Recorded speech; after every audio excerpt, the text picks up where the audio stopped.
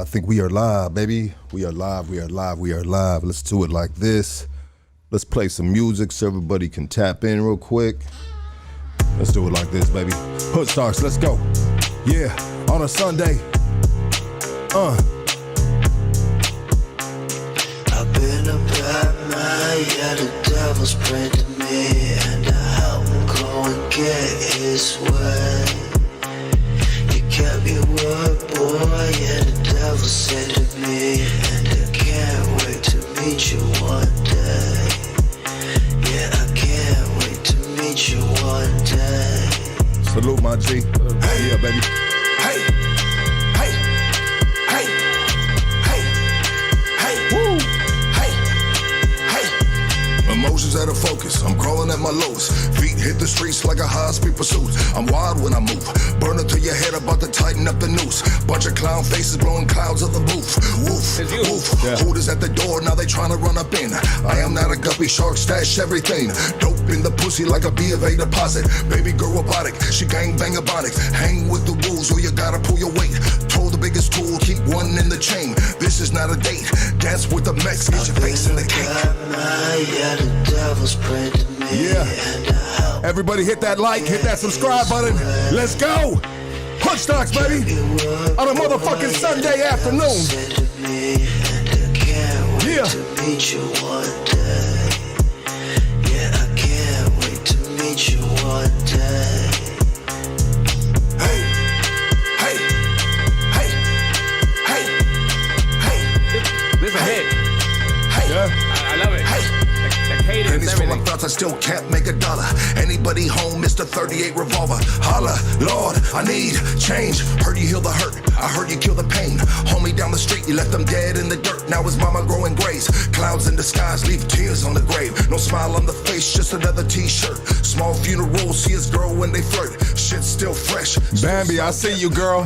I see my Goonies, baby. I see everybody tapping in. Blow that chat line with some motherfucking fire emojis, baby. Let them know we are here, baby. The Goonies, yes, sir, yes, sir. Like the great Nipsey Hussle once said, the marathon will continue. Yeah, The marathon must continue. always. Yes, sir. First off, I want to welcome all our new subscribers. Welcome to the Hood Stars community. We are an open-minded community, always pushing forward with an interest to better ourselves. We don't always get it correct. Nah, we don't. And we don't always have to be correct. Real shit. I mean, nothing's worse than having a discussion with somebody and the motherfucker just can never be wrong or admit that he's wrong. You know what I mean? We are a transparent, resilient community. Yes, we are. We are here to pick each other up. At times, we will agree to disagree while we have debates which sometimes lead to arguments. That's what family does, baby, if you like it or not. Disagreements are human. They are healthy. You know what I mean? Don't let that shit be the end of the world. Hell no. You know what I mean? Our relationships, they will flourish. You know what I mean? We'll have an understanding of where each other stands, right? That's what conversations are all about. We are a dysfunctional family living in this dysfunctional world, trying to coexist, trying to make sense of what the fuck's in front of us, right? Shit, it's a lot of shit going on. I personally do not label myself a Democrat or Republican, but when it comes to political parties, may the best man win. When it comes to either side of politics, I agree and disagree with issues on both sides, or sometimes I flat out have my own philosophy that could be from another fucking planet. Okay, with that said, out of Cudahy, California, from being a convicted felon to now a city commissioner, I want everybody to give it up for Alex, baby. Let's go. How you doing, doggy? Good, man. Gracias. Yeah. Thank you for having me here. Absolutely, dog. Yeah. Absolutely, man. I see you making a lot of noise, dog. So you know we got to get you on this motherfucking platform, baby. Little bit. A little bit. Let's start it off like this, dog. President Biden is giving billions to Ukraine, but yet our economy is paying for it. Right? Yeah. We're fucking coming for a fucking inflation hasn't been this high, I believe, since they said 1981. Right. You know, and when we are in situations like this, it puts the rich in a bullish position and it puts the poor deeper in the ditch. Like, what the fuck, dog? How do you feel about that, dog? Well, I mean, the U.S. has destabilized a lot of countries like Mexico, Guatemala for hundreds of years and have funded civil wars like in El Salvador. yet they never use that same energy that they're using for Ukraine. So, I mean, I just think it's unfair. And like, if you're gonna help them out, why not help out the other countries that you've caused a lot of unsettlement, and also the drug war has caused a lot of destabilizing in those countries. Well, let's be real about this. I mean, let's think about the elephant in the room, so to speak, right? There's always, I mean, there's a reason behind everything, right? Why are we giving Ukraine billions, and like you said, we're not giving these other countries shit? I mean, they do, but at the end of the day, they don't welcome them in with open arms the way they're doing with Ukraine. Because Ukraine, if you can see, there's a lot of clips on Fox News where it's just like, well, it's because they have blue eyes, they're white, you know, we need to treat them better, and it's like on record, you know. So that's the thing. Like, well, let me play the devil's advocate, dog. Ukraine is not known for fucking pushing fucking mountains of fucking cocaine and fucking heroin.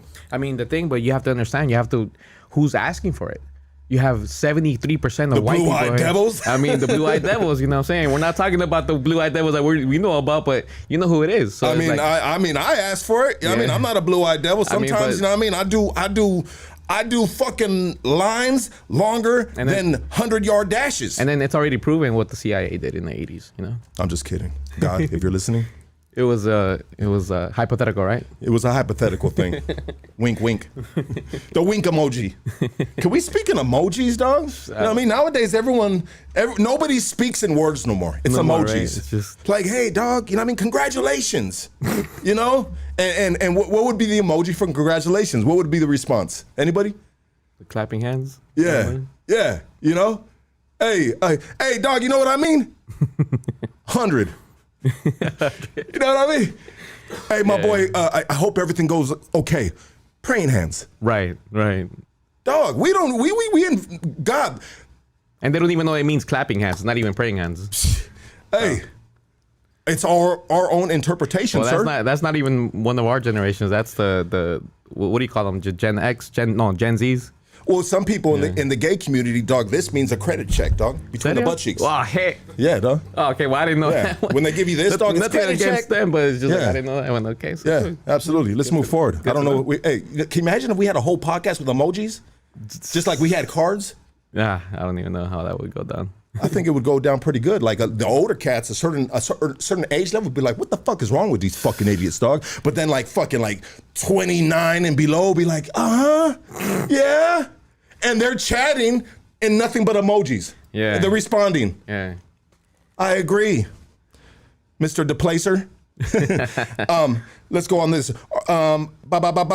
Okay, let's do this real quick. I want to touch on this, dog.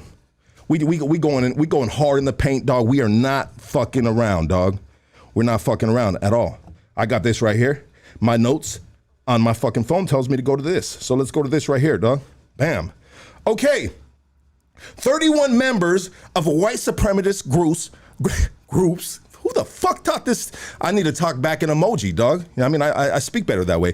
31 members of a white supremacist group arrested near Idaho Pride event. Police found them packed in a U-Haul truck with shields and a smoke grenade, wearing riot gear and white bacalavas, paños, to cover their faces. Yeah. Those arrested came from 11 different states. Only one was from Idaho. These arrests wore arm patches and logos on their hats that identified them as members of Patriot Front. Police say I just said all that other shit. Bro, what are these dudes doing? These dudes are traveling in a U-Haul with fucking riot gear to a fucking pride event with a bunch of gay dudes in Daisy Dukes, fucking fishnet shirts, homie, and fucking whistles, dog. Yeah, so they're shaped as dicks, homie. Yeah. What the fuck? It's a lot of homophobia, closeted gay people, because a lot of Republicans, even senators, have caught to be like the most homophobic ever, but then they get caught with a guy, they get caught being gay themselves. They're projecting. And another thing, I'm not it's nothing new to me. I mean, and I'm from Cudahy, where in city council meetings back in 2016 when Trump was running, we had a bunch of Proud Boys come in. I went at it with them. We had fights, we had pistols pulled out, we had a bunch of Proud Boys get arrested for terroristic threats. I mean, this is what they do, bro. Like there's like a saying that goes like, not all what's the saying? Not all races are Republican, but not all Republicans are racist, but all racists are Republicans. You get what I'm saying? I hear what you're saying. I can't agree with what you're saying because I don't necessarily know if that's true or not. You know, like I said at the beginning, I stand clearly in the middle, sir. I get you. You know, and I've had Proud Boys on here too. Shout out to my boy Trusty. Shout out to some of these cats that were on here. Yeah. They were on here with their best. They're not their best right now. Manners right here. Yeah. They were like, Lucky, we love black men. And I said, is that right, dog? Kiss that fool in the face right now. Do it. Do it. I dare you. Let me record that shit, homie. Let the world know that the Proud Boys love black men. Anyways, dog, this kind of just tripped me out, dog, because you know what, dog? This is the last thing that I would ever think of doing on a fucking weekend. I believe this is Pride weekend. You know what I mean? It's just a bunch of gay dudes. You know what I mean? Gay girls. Shout out to them because we love them, right? You know what I mean? Like, you know what, dog? I think these dudes just don't like gay dudes. You know what I mean? But they love it if they can have a threesome with their old lady and another broad. That makes them gay, so that's okay. You know what I mean? But once dudes pull out their dicks and start sword fighting like this, you know, then that's a problem. Yeah, okay, I get it. I don't want to see that shit either, dog. But I want to see females on top of females on top of females doing sandwiches, dog. Subway sandwiches, any bologna sandwiches. No? Yeah. Okay. I mean, it's just like what you know, you could cross the line where you want to cross the line at, you know what I mean? But I'm just saying, like, bro, that's gay of you, bro, to fucking pile up in a fucking U-Haul, bro, and want to go beat up some fucking gay dudes. You're a fag, bro, for that. I just think in the world that we live in now, we shouldn't focus on who's loving who. We should focus on who's hating who. You get what I'm saying? Because love always wins. Love is not gonna cause violence or deaths. Like, we should focus more on who is hating who and who's causing all these wars and what's going on with all this animosity around this country. And not just in this country, but in the whole world. You know, bro, it's like this, dog. And I get what you're saying, dog. I agree with that. It's like this, bro. You know, dog, it's all fun and games, homie, until you have a child that is fucking gay. And then what the fuck are you gonna do, dog? Yeah. It's all fun and games, homie, talking this shit, dog. Until you have a child that is gay, homie, and then what are you gonna do with your fucking stance, homie? You're gonna correct that shit, dog, and you're gonna apologize to God and every fucking motherfucker with dick breath. I don't know, but I'm just saying. No, I feel you. I might be coming off a little hot because I'm having prison flashbacks. I saw you, motherfucker, in that chat line. Lava. I say, Lucky having prison flashbacks. I love my Goonies, dog. You know how we do it right here, baby. You know how we do it right here. We talk shit. We trying to get canceled. Yeah. We trying to, you know what, dog? Why don't, check this shit out, dog. Why don't you just fucking be a real man and pack up in a U-Haul and go to the next fucking Mongols rally and attempt that shit? They won't do that. They won't do that. Attempt that shit, dog. They don't have that guy ass. And if you can get through that, then, hey, homie, salute to you, and you go ahead and you just trample on all these fucking unicorn riding, motherfucking lollipop licking motherfuckers, dog. You know what I mean? You have at it, dog. You know what I mean? Have at it, dog. I don't know. I'm having fun with it, dog. No, you are. Are we good? No, I feel you. No, we're good. Absolutely. Perfect. Okay. Any more comments on that? No, I think you said it. You said everything yourself. You know, they won't do that. They won't do that at a Mongols rally. No, go to the Mongols, bro, and attempt that shit, dog. Them dudes will clobber your fucking ass. I've been there with them too. We've had events with the Mongols. It's just funny that no one ever shows up. So. Yeah, shout out to my boys. Shout out to the Highland Park chapter of the Mongols and my G's right there. Yeah, shout out to everyone in the Mongols. Yeah, and you know it's like this, dog. When it comes to politics, so I'm kind of like a passionate dude, dog. Right. I'm the type of dude, dog, that for the detriment of myself, sometimes I can feel emotional about something. And once you feel emotional about something, you're all in, dog. You're invested. You're invested, dog. You're 100% invested. And if you want to be a controlled man and you want to be a king, you don't ever want to get too invested or too out of whack with your emotions, because there's other men that could look at that as a weakness, which I believe it is in a lot of fucking books, bro. You know, if you like to read. But if you like to color, no, hold on. Anyway, but if you love coloring books, No, PJ? Okay, I'll stop. No, we don't have anyone. No, Okay. anybody. He's like, I got my cousin right here. He's just like, why the fuck I come to this shit, dog? I mean, everybody just left this dude. But I just feel like this, dog. Let me tone it down real quick. I feel like this, dog. Don't be a dick, right? Don't be a dick.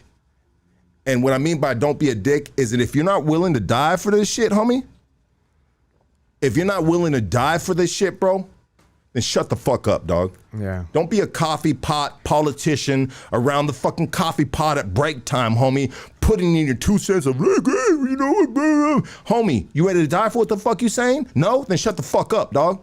That's how I feel about life, dog.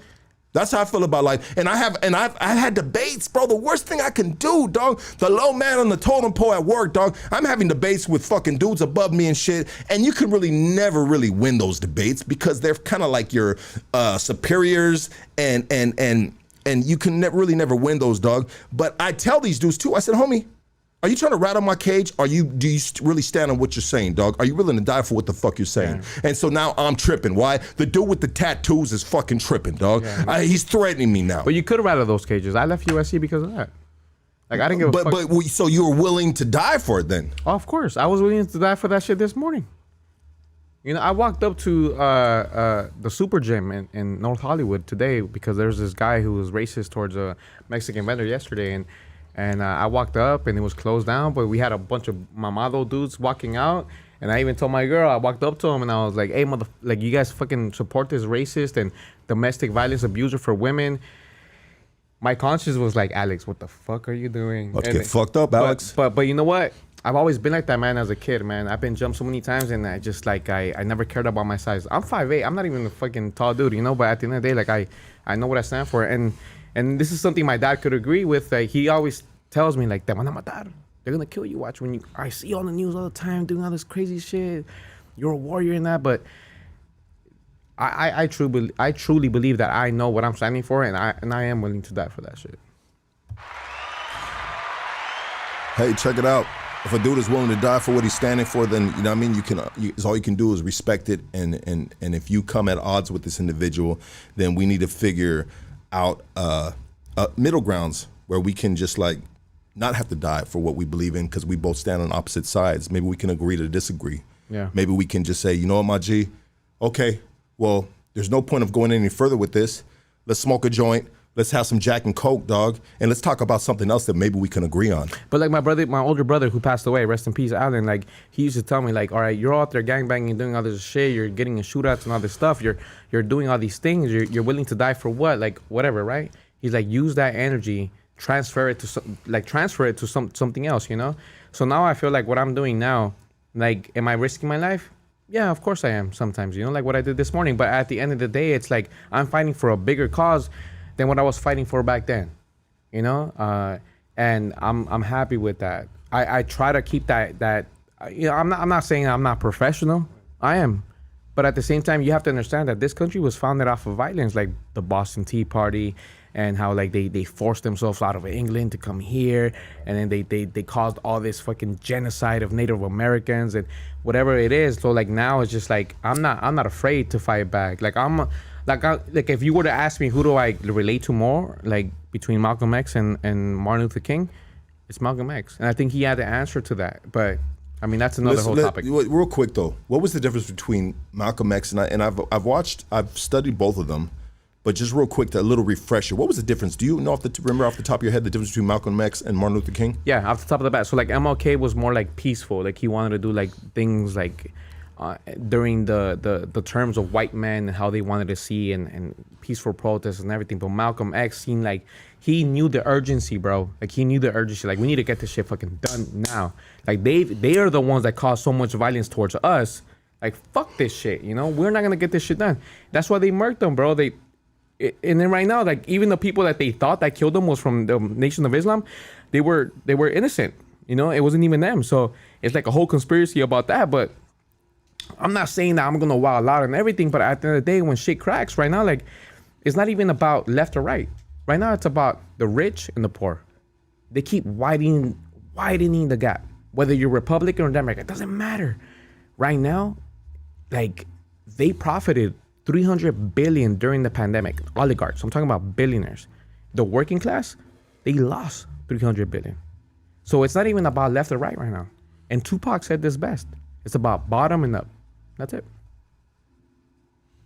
Absolutely. And a lot of us don't know. I mean, we don't know the ins and outs of the politics, but what we do know is what we feel. And we feel the trickle-down effect, of the politics, because shit rolls downhill. That might be a bad analogy. No, I get you. But if you understand what I'm saying, thank you. And those that don't, I apologize. I'm not always best with the words, but anyways, Alex, you were you're working for Bernie Sanders. Yeah. How was that, bro? And how did that come about? I don't want to deviate too much, but I'll get from the beginning. So I never cared about politics. I was just a kid from the hood. I grew up in Cudahy. I didn't even get to graduate from high school. I moved out of my house when I was like literally 2 days after I turned 17. Well, and we're gonna rewind the track, bro. But I just want to just touch on how that. I got to Bernie. Yeah. Well, I actually walked up to the East LA office right there on 3rd Street, and I asked him, "Hey, man, like I'm looking for a job. I'm a convicted felon. Can you get me?" And there was this guy named Lewis. He got me in, bro, and I used my past experience that I had with working with nonprofits to register people to vote and like do other things, and they got me in. And it's funny because they started me off from like the bottom, right? And then I had to go out there door knocking and tell people like to vote for Bernie or whatever, and I got like #1 in the whole state. Then they're like knocking on dudes' doors, knocking on people's doors and convincing people to vote for Bernie. So then they told me, you know what? Now we're gonna take you out. We're gonna send you out to the central coast of California. You're gonna be in charge of like 17 counties, or like no, I'm sorry, 17 cities. And they gave me my own office in Oxnard, man, and it was like a beautiful thing, man. Like just these beautiful like people. Even Republicans would come into my office, and they supported the cause. Because most of our tax dollars go towards the rich and not towards us. But anyways, the point is that they basically told me, you're in charge of all these cities where Hillary beat them back in 2016. Have fun. So I had like sleepless nights, bro. Long story short, we ended up winning everything. We beat Biden in California. We beat Biden by a lot. But the point is that the middle of America, they're way more conservative. They ended up choosing Biden. And that's what happened. How do you feel about Biden right now? I mean, it's the lesser of two evils. It's the lesser of two evils. I mean, it's two wings off the same fucking off the same flying object, whatever you want to label it. But I can't. It's right. It's. But I can't compare it, and then this is what I tell like the Republican people that I know of, like, how can you compare? All right, and I'll keep it short. The Trump administration, right? They had 89 criminal indictments, 11 convictions for fraud, for doing a bunch of fucked up shit. They got convicted. Trump was sentenced in 2019, but because of presidential immunity, he got away with it. When you're a president, you could literally do a fucking crime and you get away with it, bro. That makes sense to me. So in 2019, he literally knew about this. They stole $2 million from war veterans to use it towards his own campaign. He got sentenced. Nothing happened. So And then I compare it with Biden. I mean, I'm not saying that he's great or he's like this amazing person, but he's been in the president office, right, for 8 years with Obama, and then now he's 4 years. So he's almost like what, 12 years in, right? And he has never had not even one criminal indictment, like not even an accusation legit to even, like they talk about his son and all this stuff. There has not even been one indictment. So it's like, how can you compare when it comes to corruption? How do you compare 0 criminal indictments, 0 criminal convictions compared to 89 criminal convictions and 89 criminal indictments and 11 convictions? George Nader, by the way, Trump's advisor, was sentenced in 2019 for child rape. His main advisor, okay? Like, how do you compare that? Like, who? If you ask me, whether I'm blue or red, doesn't matter, okay? Let's look at the facts. Who would I rather choose? Maybe the guy who's never really got got in trouble, you know what I'm saying? Like stealing from poor people. And then Trump, like what he did, he knows it, man. But he's a marketing genius, So like he knows how to play with them. He knows how to fucking get people on his side. 89 criminal indictments, 11 convictions. His main advisor gets locked up for molesting kids. And yet, like, nobody says that. Nobody says anything. So, I mean, when people say that they're both the same, yeah, it might be the same when it comes to policies. Yeah, it might be the same in certain things. But when it comes to, like, corruption and doing all this bullshit, I can't say that they're the same. Well, check it out, bro. The economy is about to fucking crash, and if it crashes, bro, he's about to get fucking indicted by the whole motherfucking U.S. Fuck, you know what I mean?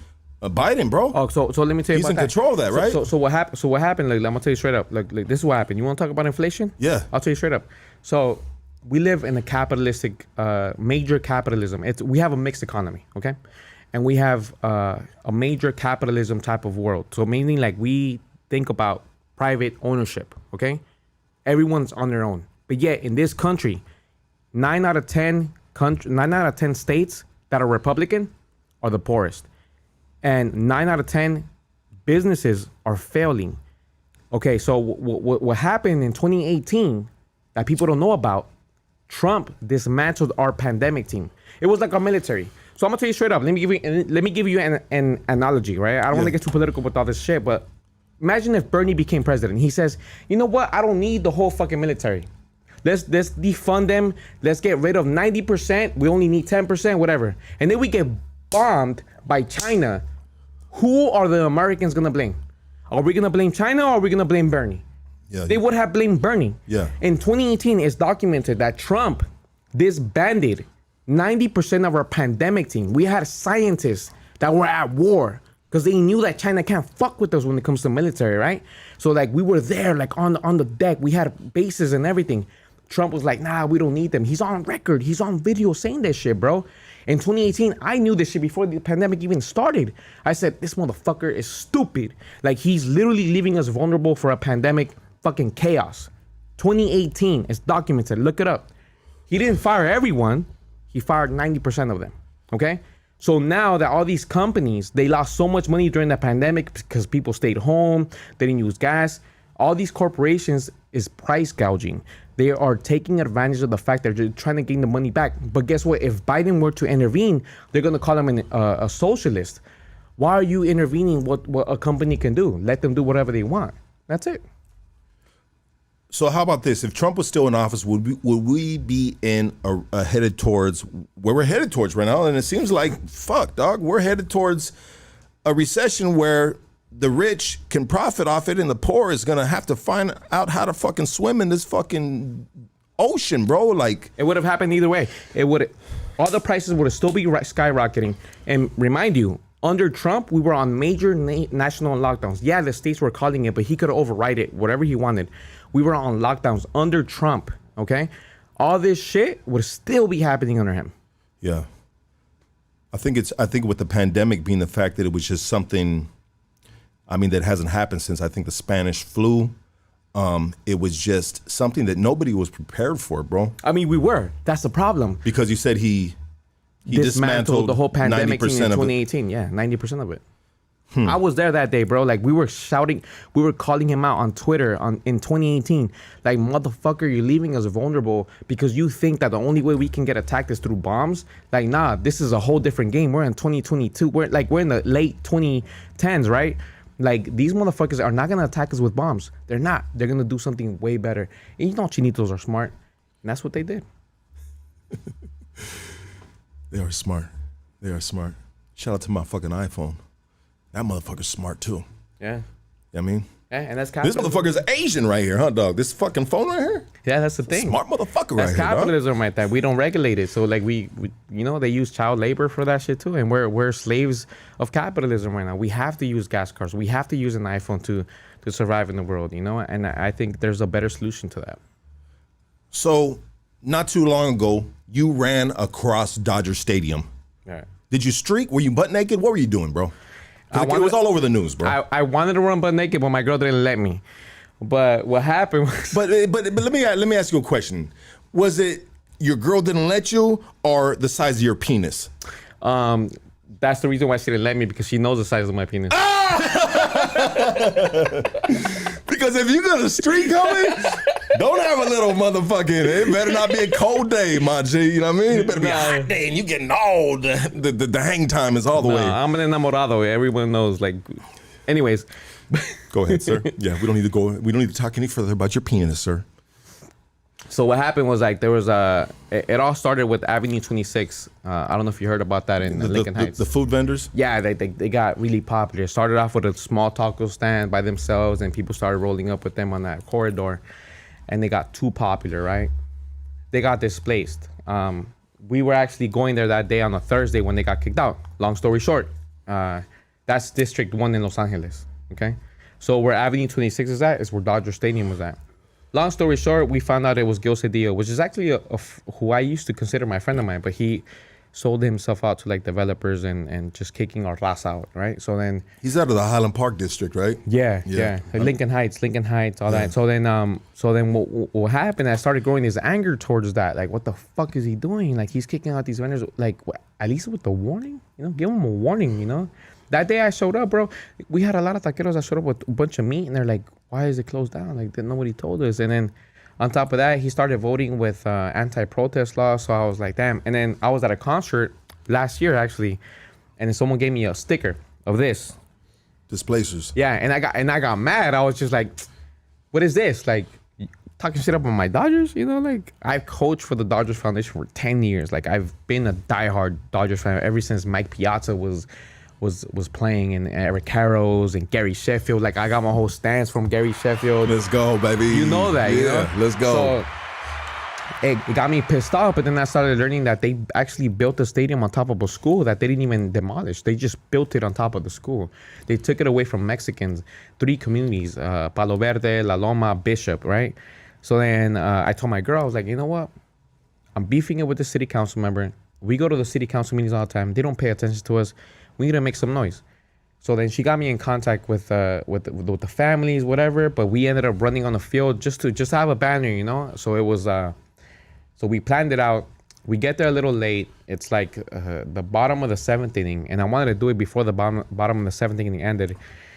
And it was like everything strategized. Like, we had 3 people running on the field. It was me, my girl Wendy, Power Pride, and then we have Pan. A young kid who's 17 years old. He ran on the field, and then we had other people drop a big ass banner from the top deck, and it was just amazing, man. And it was like we hit Australian news all over the world, LA Times, everything, the whole shebang. And now people know. My only goal was that at least people know about the history and know what this motherfucker is doing in that district.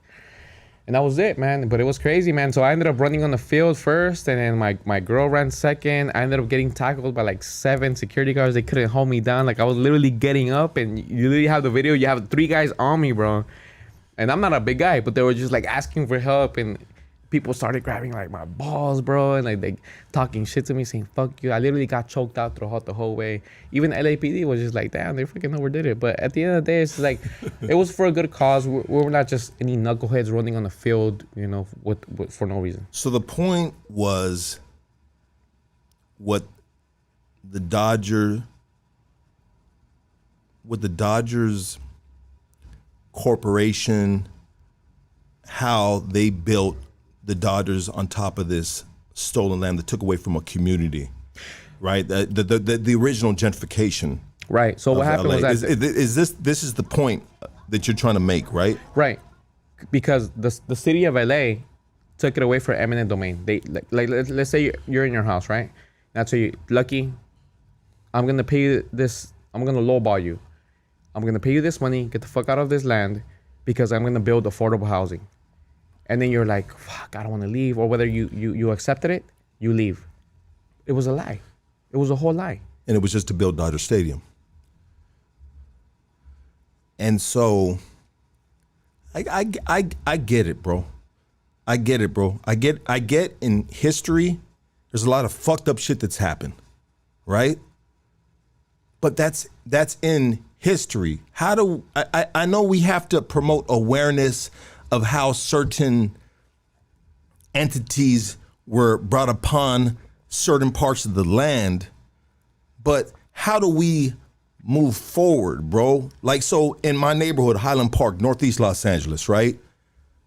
when the gentrification, when the recession hit, and I believe it was around 2008, the majority of the homeowners got uprooted, you know, because they couldn't, or the renters, a lot of people that had their roots in the soil out there, but they weren't deep enough. So I take things as a lesson, you know, instead of renting, we need to own. We need to secure what we have. Like, these are lessons, and I believe there are lessons that are given to us in life of how we need to, you know, raise up and educate ourselves and be able to have the means to own opposed to rent and be able to get easily uprooted out our roots. But these 3 Mexican communities, they actually did own. That's a problem. Yeah. So like even when you know, so if you follow Buried Under the Blue on Instagram, you'll see all the history. They've came out on MTV News, Vox, Brown Issues. The point is that so like even when you do own, so like they'll still find a way. Same thing with brown and blacks finding our freedom. They still find a way to lock us all up and on a higher percentage compared to whites. It's you can't beat white capitalism with brown capitalism. You can't. The only way you can beat that is with socialism. Because you know what? Right now there's a lot of real estate moguls right now. They're buying thousands and thousands of property right now. And they're literally making this country a renter country. Yeah. You know, so it's like, you know the saying, the richer get richer, the poor stay poor, and they're buying all the property. So it's like Republicans, whoever it is, they see it like, oh, I don't want the government to own that. But you're not seeing that they're allowing like a selected few to own everything. I get that, bro. I get that. And it's most definitely not right, especially when you're on the opposing side of the fence getting the short end of the stick. Exactly. I get that, bro. You know, and throughout my life, I've been on the side of the fence where, you know, kind of get the short end of the stick, you know.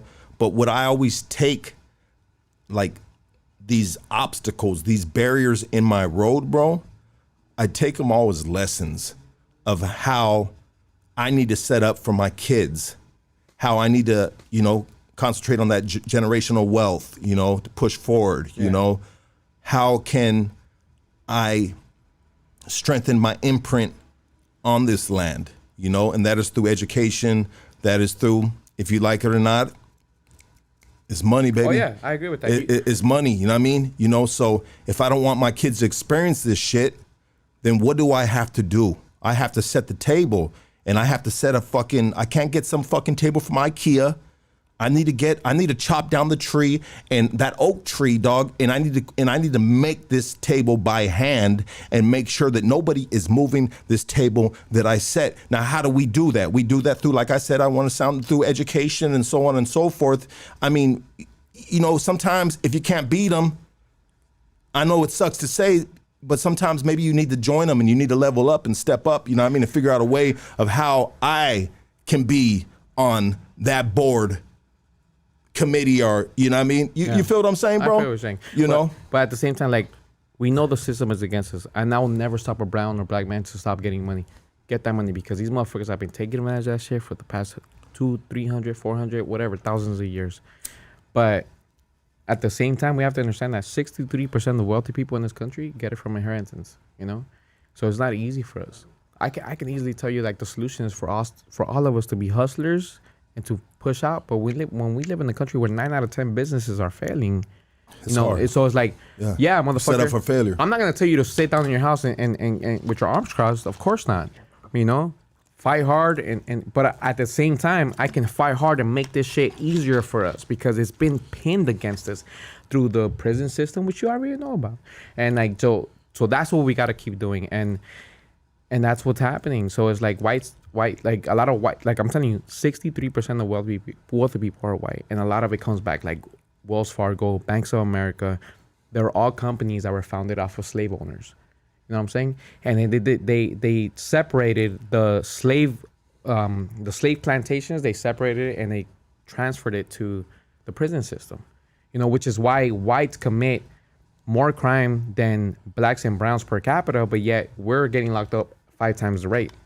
And that LAPD has a study too, that they stop us more, but then they find more contraband against whites.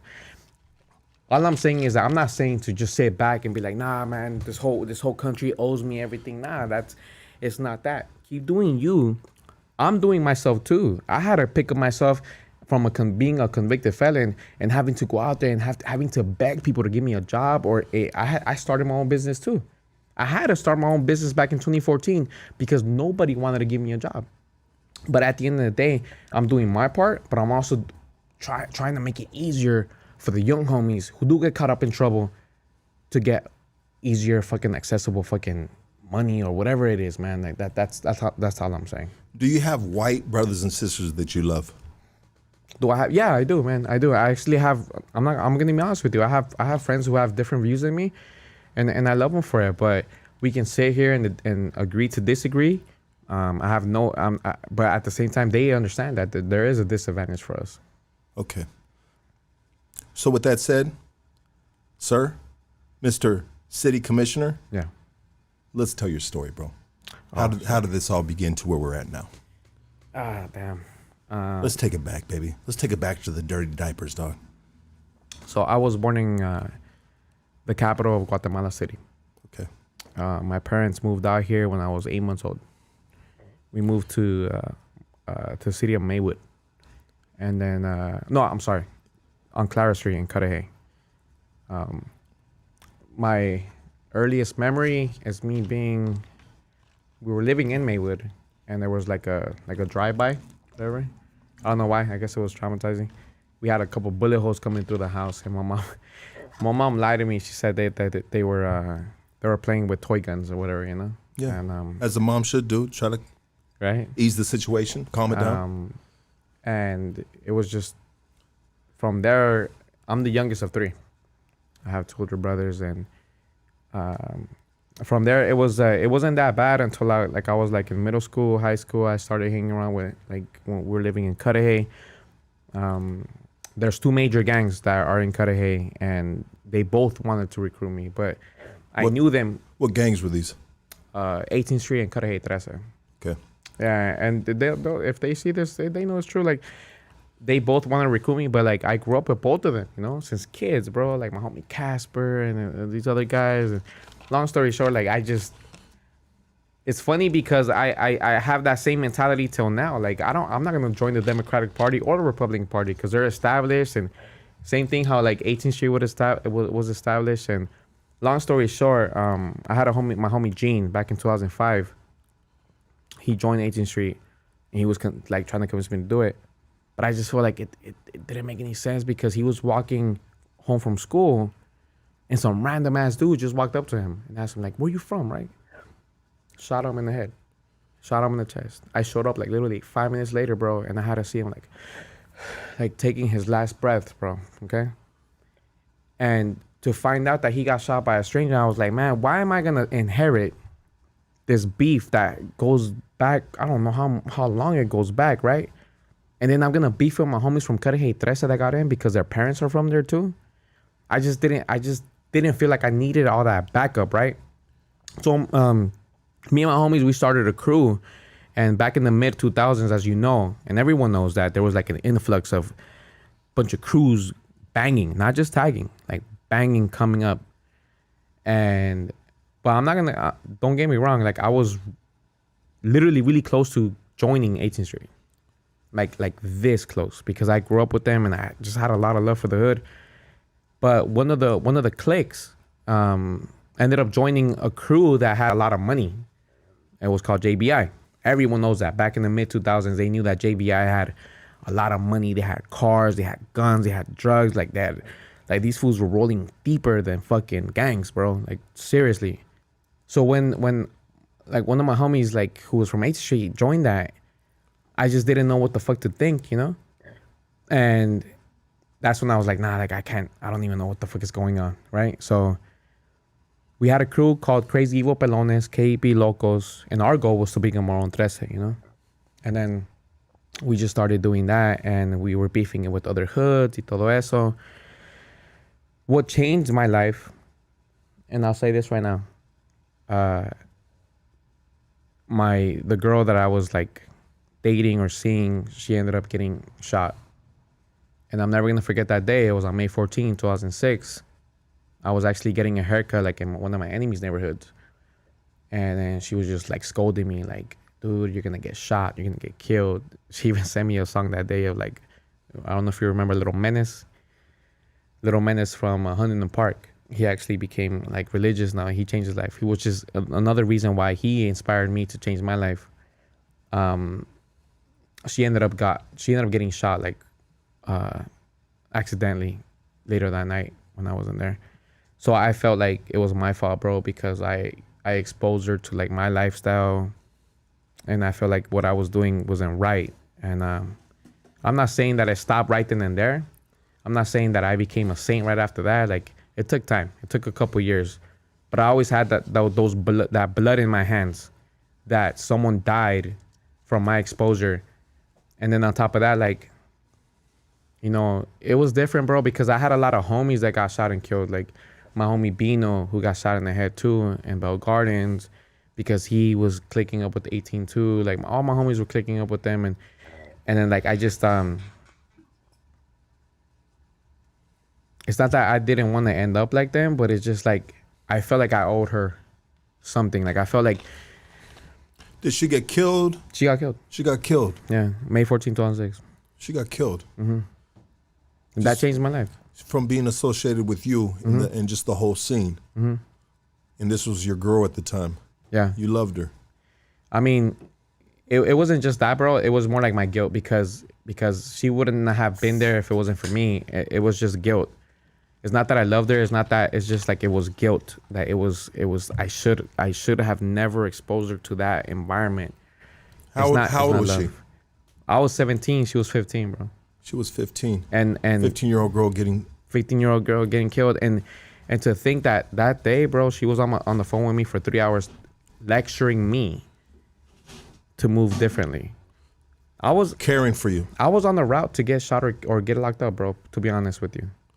You know, as a grown man now, as a 45-year-old man, dog, that's been through all that street shit, been through fucking years and years. Go ahead, pass that to him, dog. He got you, dog. Years and years in the penitentiary, bro.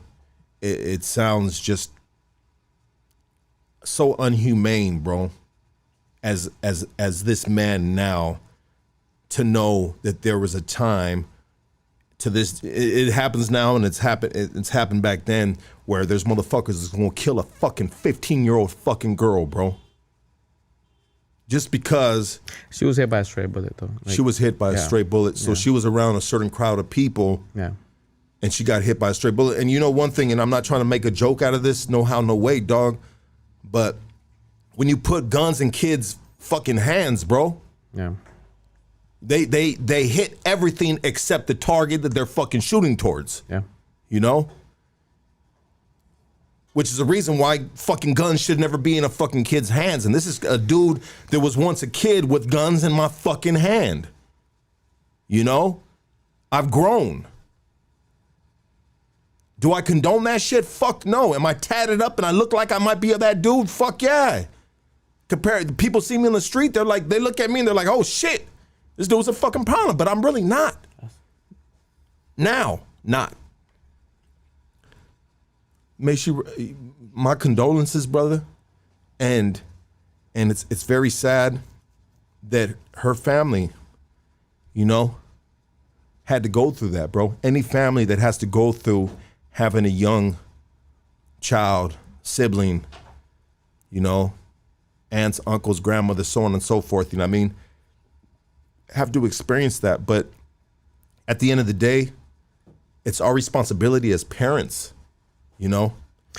What's crazy is that night, like, I didn't know this, but like she had told her mom that she was gonna be at a sleepover, and so her mom was like, all right, cool. She trusted the mom, and it was crazy, man. Like I can't blame the parents either, because they did a great job, and to this day, like I talk to them, and it's just like I said, you know, she wanted the best for me, and I made that change. I had to force myself to make that change, even though like I had enemies, bro. That fuck, like, you know how it is. You know what I'm saying? Like it got crazy, bro. Like even though we were in the crew and we were like always trying to claim to, even when I went to jail, like, you know, like when you go to jail, like I fucking hated it having to claim that I was a like a resident, you know. And even though that we knew that our hood, like our crew, was harder than some gangs, you know, and it was like an influx. I'm telling you, like it was a whole wave of crews pulling up because I didn't want to be from like a hood who had a lot of beefs, and I can't go to Norwalk, I can't go to South Central, I can't go to this and that, and like I said, I didn't want to inherit this corporate because they were like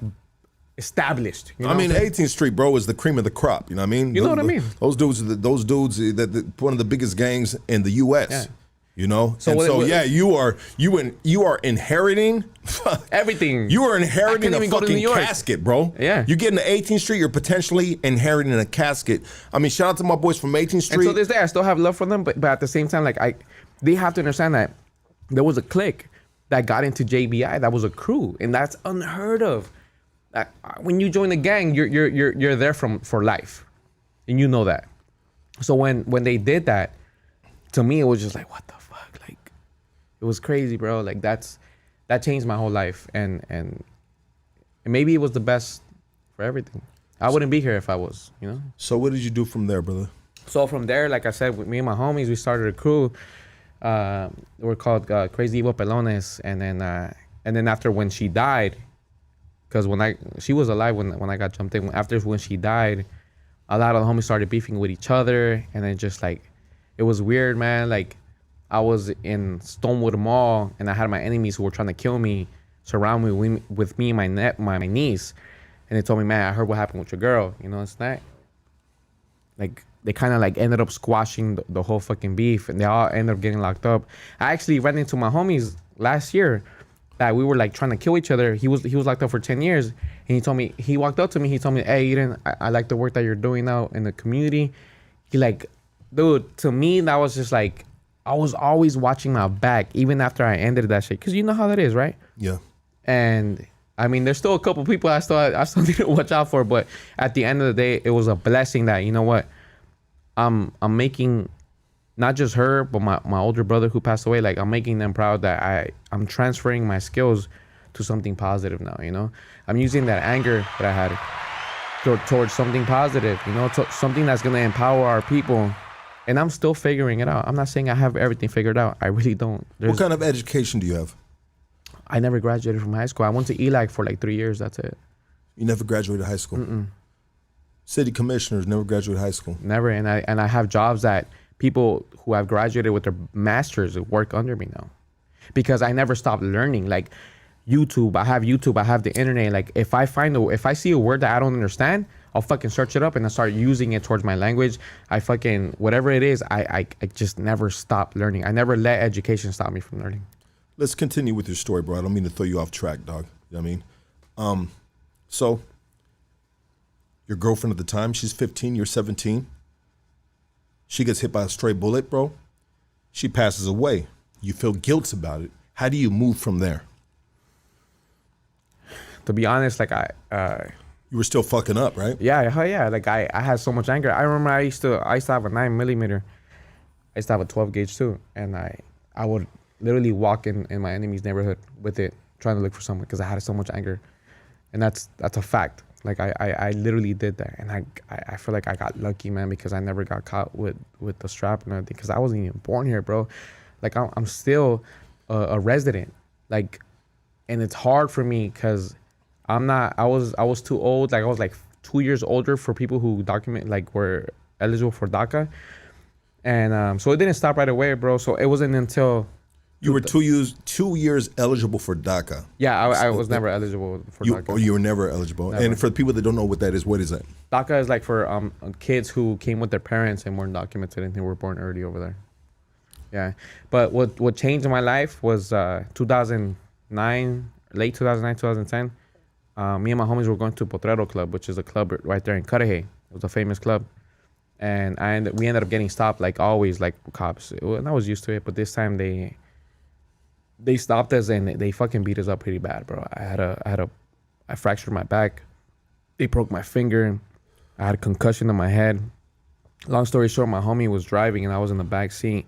He tells the cop like, hey, can I bust a bitch to go back to the club? And he goes, no. He's like, come on, officer, let me go. The cop pulls up behind us, bro, calls back up, take us out of the vehicle. They search our car like normal. To me, it was like, I used to get stopped 2 times a day.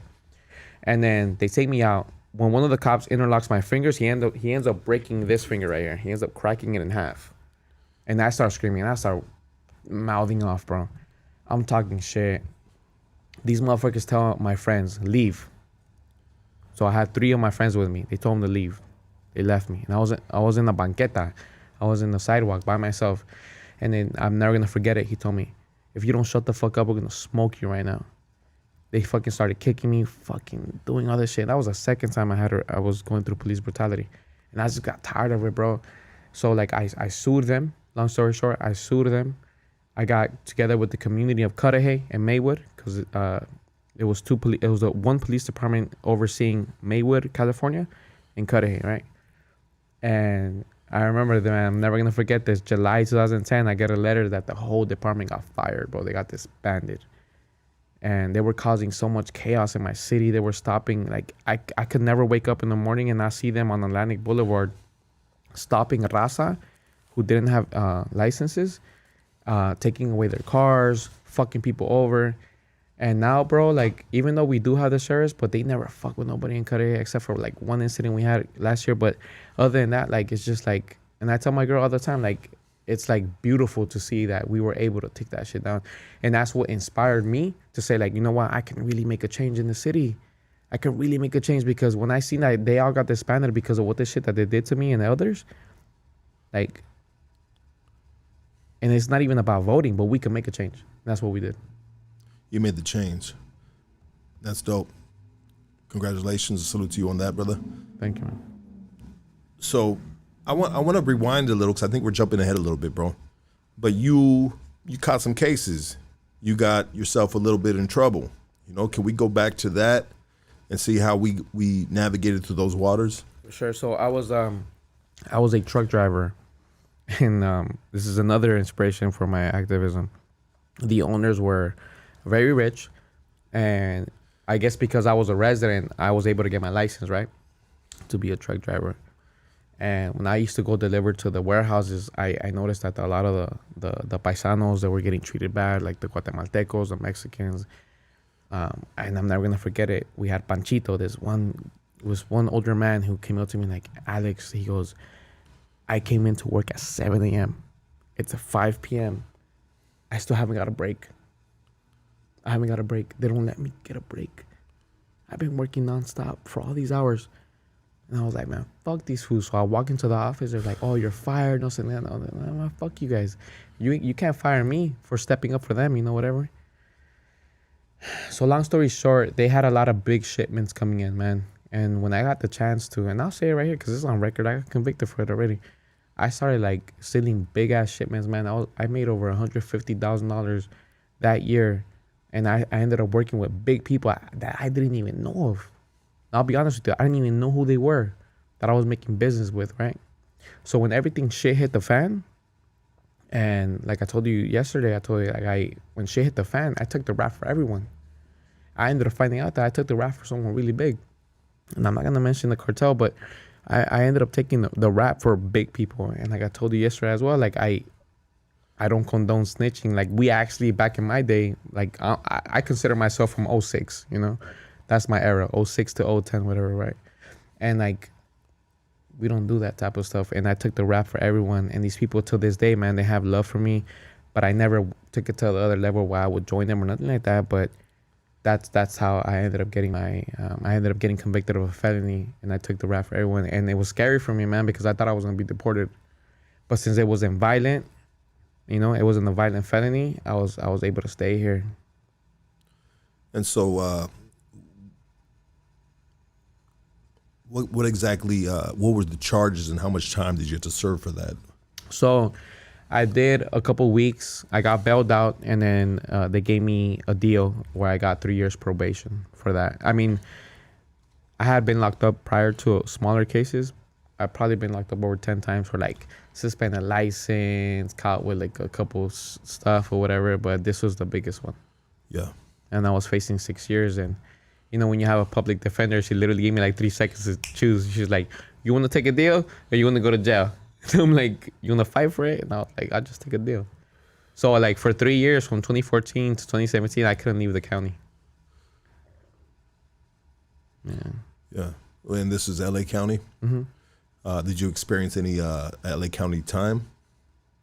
I was in Man Central Jail. I was in Wayside, and for that cause, that was about it. How was your experiences in those facilities? That shit was crazy, man. So like, I was in the fuck, what's the name? When they detain you, when you're going through the processing, I was in the word. Processing. You were in L.A. County jail processing. You were in. I feel like this is fucking Wheel of Fortune or Jeopardy right now. Hold on. No. What is it? Anyways, I was basically I was in a room with a bunch of motherfuckers for almost a week, right? I had no blanket. I had to sleep on the fucking bench for a week straight. I kept seeing motherfuckers come in and get out, and I was like the only one that never got out, right? And then they transferred me to Wayside. It was like the most. I hadn't slept like in 3 days, right? And then when they transferred me to Wayside next to Six Flags, and I went in there, and I was so fucking tired, bro. And I guess I fucked up because I didn't wear the sandals, because you can't walk barefoot, right? And the homies will check you, right? So I was there. And then I'm like, fuck, dude. Like, fuck, I finally have a bed, you know? I'm like, I have a bunk bed. I'm gonna go to sleep. And then the big homies come, hey, homie, you can't go to sleep. Yeah. For the next day, because you didn't wear the sandals. Because I literally took one step with no sandals, right? Yeah, the regulars. And I had to fucking stay up, fool, to fucking for the whole day, and it ended up being 4 days. I didn't go with no sleep. It was horrible. Yeah, I have a problem with myself when they put me in those predicaments in the LA County jail, dog. It's a syndrome called when I don't lack of sleep and I start jacking off on everything, bro. Sorry. No, you're good, bro. You know what I mean? I just once I hit the second day, I pull my dick out and I just can't stop jacking off on everything. You know what I mean? Like in front of people in jail? I don't know what it is. They're still, you know what I mean? They wanted to evaluate me on it and shit, and it's just called it's called relentlessly jacking off, can't stop jacking off, jackhammer, hands, nut on everybody. And that's what happens when I have lack of sleep, you know what I mean? But I get what you're saying and shit. It affects everybody in a different way. Some people Wait, you did that in jail? You did that? You did that in jail? No, I'm just fucking around. I thought you were fucking I know you're fucking around. Okay. It's called erratic ejaculation. What is your diagnosis? Erratic ejaculation. Can't stop jacking off. Lack of sleep. God damn. Nut on everybody. Anyways, I apologize about that, dog. You know what I mean? Especially on a serious fucking conversation. Our serious topic, dog. It's treacherous, dog. It's a very psychological fucking thing, dog, that can add PTSD to your fucking to your life, bro. You know what I mean? It's traumatizing, dog, going through shit like that. You know what I mean? Especially if you're the dude getting jacked off on by this fucking crazy dude with tattoos and he just can't get his dick out his hand. Anyways, should I stop? Okay, I'll stop. So you get through that. You do, what is it, 3 years probation, you said? Yeah. 3 years probation. And what are we doing? What's the transition? What's going through our mind, bro? What are we thinking? You know what I mean? We always want to think we're going to do good after you're doing time and you get caught with a case. You're scared straight. You know what I mean? Some dudes, you know what I mean? They do good for a quick minute and they're back to the same old bullshit. What are you doing, brother? Oh, so after that happened, I started my own business for a year. What kind of business? I was selling organic fertilizer for in Compton and Watts. I was selling how to grow your grass better and how to build up all the patches, whatever. Because my friend had a cousin who had a ranch in Compton. Okay. And is organic fertilization, fertilization, what is it? Is it cow shit? Is it your shit? What kind of shit are we talking about? No shit. No shit. Okay, go ahead. No shit, because it was a bunch of I can't say the name, but it was a bunch of shit. Mainly how is organic fertilization? Fertilization is no chemicals. No chemicals. No chemicals. So it's a clean diet. It's clean shit. Right. Is fertilization shit? No. Well, the stuff that I was selling, it wasn't no shit. It's just vitamins that are mixed in a soil. There you go. Thank you. Thank you. Sorry. So I was selling that in Compton and Watson area. I used to have a little white truck, and I used to pack on my truck and sell it to older ladies. And when they seen that I actually helped their lawns, they seen that it was growing. So that's what I did while I was helpless, whatever, right? But then my friend James, Is James a white guy, black guy, or Mexican guy? he's Salvadorian. Okay. He was my best friend. Go ahead. He's still my best friend. And then he hit me up with his cousin who had a ranch. So then I started getting all that shit in my trunk and then I went out there to Watts and Compton and I had a great ride. Long story short, and then James again hits me up like, hey fool, like you want to do some voter registration? Like, you want to go knock on doors and do this shit while Trump was running against back in 2015. So I did that. And I'm gonna say something right now. Like I grew up Jehovah's Witness. I stopped doing it when I was like 13. Sorry to hear that. So then I had. So you were born to knock on doors. I was born to knock on doors before I could walk. Yeah, no, because you did it with Bernie Sanders and Jehovah Witness, dog. Them motherfuckers are a pain in the motherfucking ass, dog. Yeah. I mean, anybody to knock on a door to this day, dog, it's like, you motherfucker. I'm in the middle of some shit right now. Yeah, but not me, because I was like a little cute 5-year-old kid knocking on your door. You can't say no. So anyways, so I was... Shame on your parents. Go ahead. Nah, my parents are great people, man. I'm just fucking around. Go ahead. So at the end of the day, like I had that experience, right? How to talk to people. I was like giving speeches when I'm 5 years old. And I don't agree with what they do. I'm not part of that religion or whatever, but I was able to like use transferable skills to what I grew up doing to that, bro. You know, like I'm not afraid to talk to people. Like today, I'm not afraid to walk up on anyone, bro. And even though I might get nervous, but I'll do it. You got the gift of the gab? Huh? You got the gift of the gab? What's that? The gift of the gab. You can shoot the shit. There you go. You can talk. Sell me this red cup right now.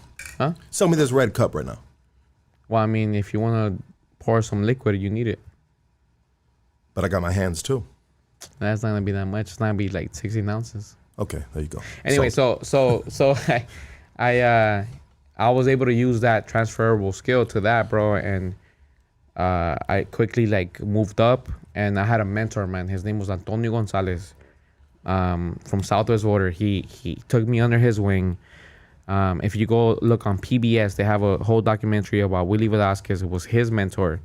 And he taught me, like, bro, like I worked there for 5 years, from 2014 to 2019. And we held like schools for people to run for mayor, like how to run a campaign and everything, bro. Like this guy was like a second dad to me, bro. And sadly, he passed away in 2018. Long story short, there's a lot of council members, Congress members, assembly speakers right now that we were able to train to be in the position that they're in. And I can never thank him enough for the stuff that he taught me. And I don't want to run for office more anytime soon. Like I want to stay behind the scenes. Like right now, like a lot of people think that all I do is just like help street vendors, but like I'm managing like 5 campaigns right now. Like I'm doing campaigns for who? Like political campaigns. Okay. Like Nino Turner, like Brian Odega, and like Amy Villela with our firm that we're doing. Like it's just we're trying to get people like me. Like if it's not me, I'm not afraid to stand back in the back seat and like push them. Absolutely.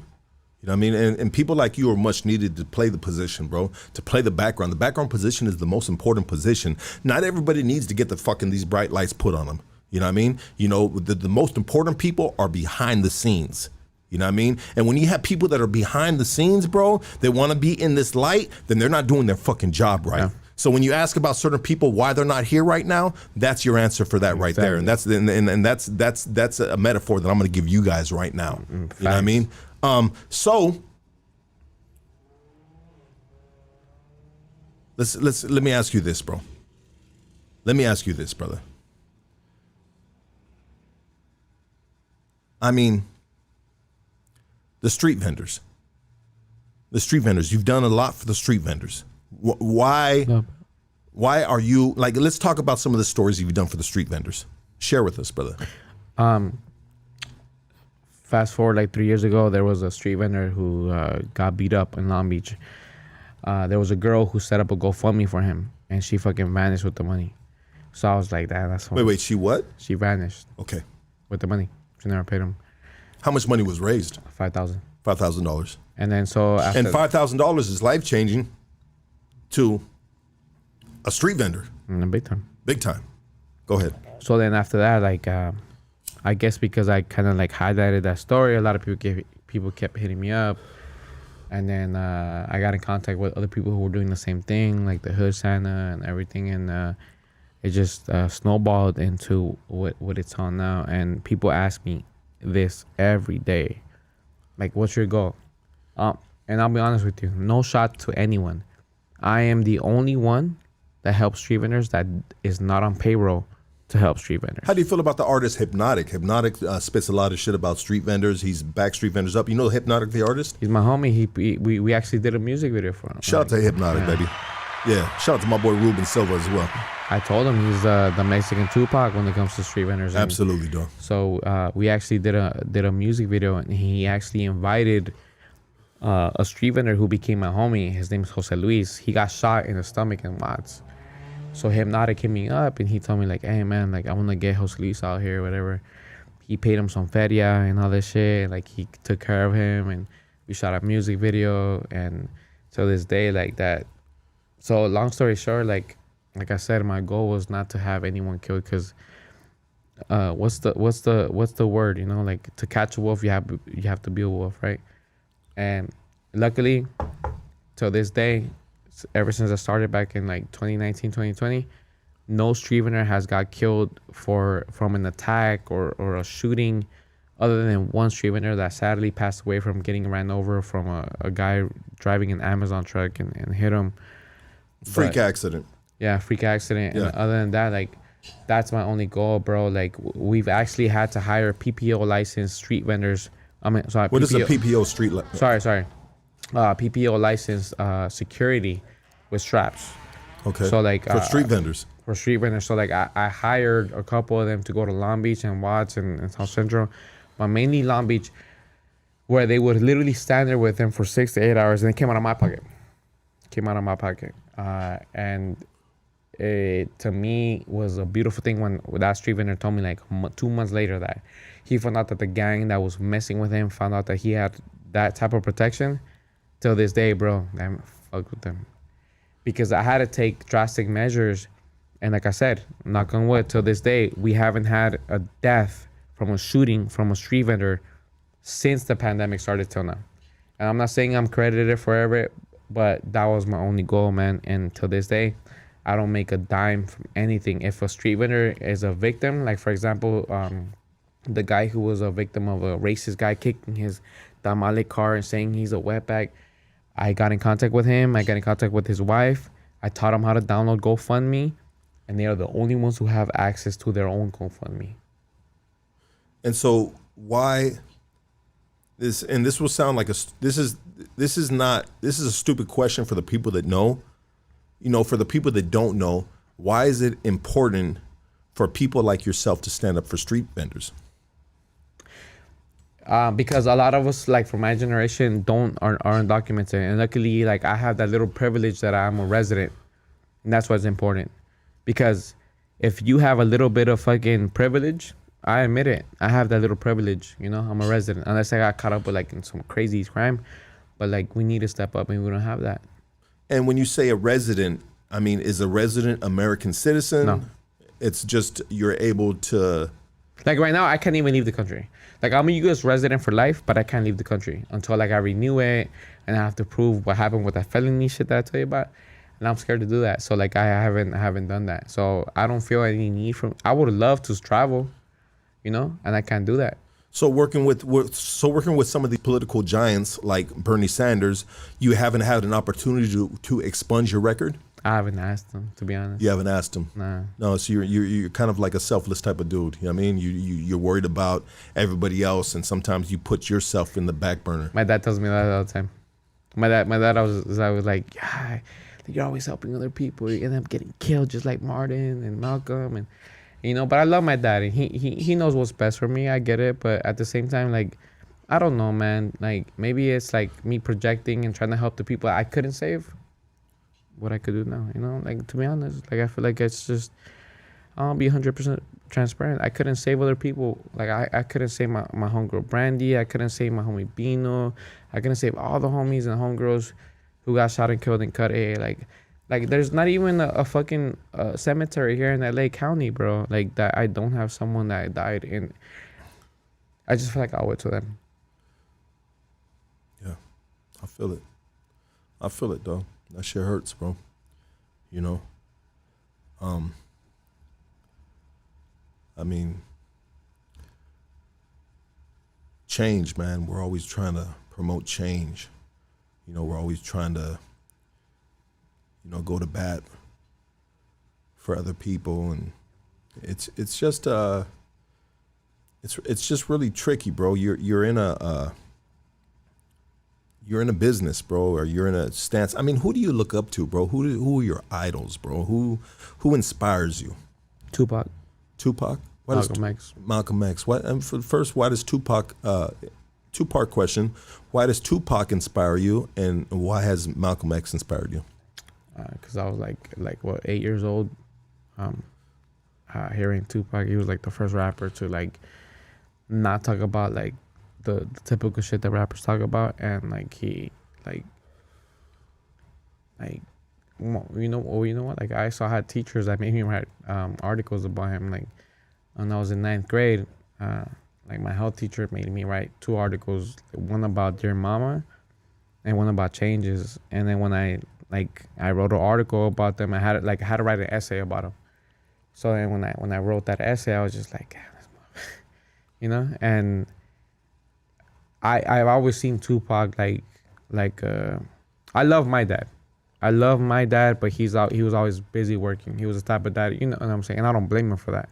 But Tupac was like someone who like taught me like a lot of stuff, and Tupac was a big inspiration. And when I got to learn from Malcolm X, and it's crazy because Tupac learned from Malcolm X, just basically just like standing up for yourself, man. And just a lot of like the certain articles, like certain aspects that he wrote about, like, you know, standing up against like injustices against women mainly. But Tupac, to this day, like I never even knew about him until like after he died. And to this day, like there's times like I see videos about him and I cry. And there's not any rap artist. I know he wasn't like the best lyricist or whatever, but like to this day, there's never been a rapper that has ever touched my heart. Malcolm X. Was that kind of like what you just explained right now? Was that a kind of like of both of them? Yeah. Yeah. Okay. And so some people are gonna say, well, as a brown man, how is your 2 most influenced individuals that inspired you have been a black man? Yeah. I mean, I would have wished that it was Cesar Chavez, but then like after I heard that he was very against a lot of undocumented people, like it kind of broke my heart. I still respect the work that he did. But at the end of the day, we have to understand this. And this is something I go off with saying to everyone. So I'm gonna ask you that question. Where was your mom born at? Where's my mom born at? My mom was born in Lincoln Heights, bro. Okay. Yeah. And where was her mom born at? Her mom was born, which is my grandma, which is our grandma. Where's grandma born, bro? Was it New Mexico? It was New Mexico, and then after that, it goes to the motherland. Okay, so yeah. So you think like if I were to ask you a question, like do you think most people that you know, like if you were to ask me, or like my real quick, my family was a part of the first frontier. If you ever know about that, dog. Yeah, I do. Yeah, so my family was a part of the first frontier that went from Mexico to New Mexico, dog. Yeah. But like, can I ask you a question? Go ahead. Out of like the 10 Mexican people here living in LA, if you ask them like, where was your mom born at? What's the majority of response that you would get?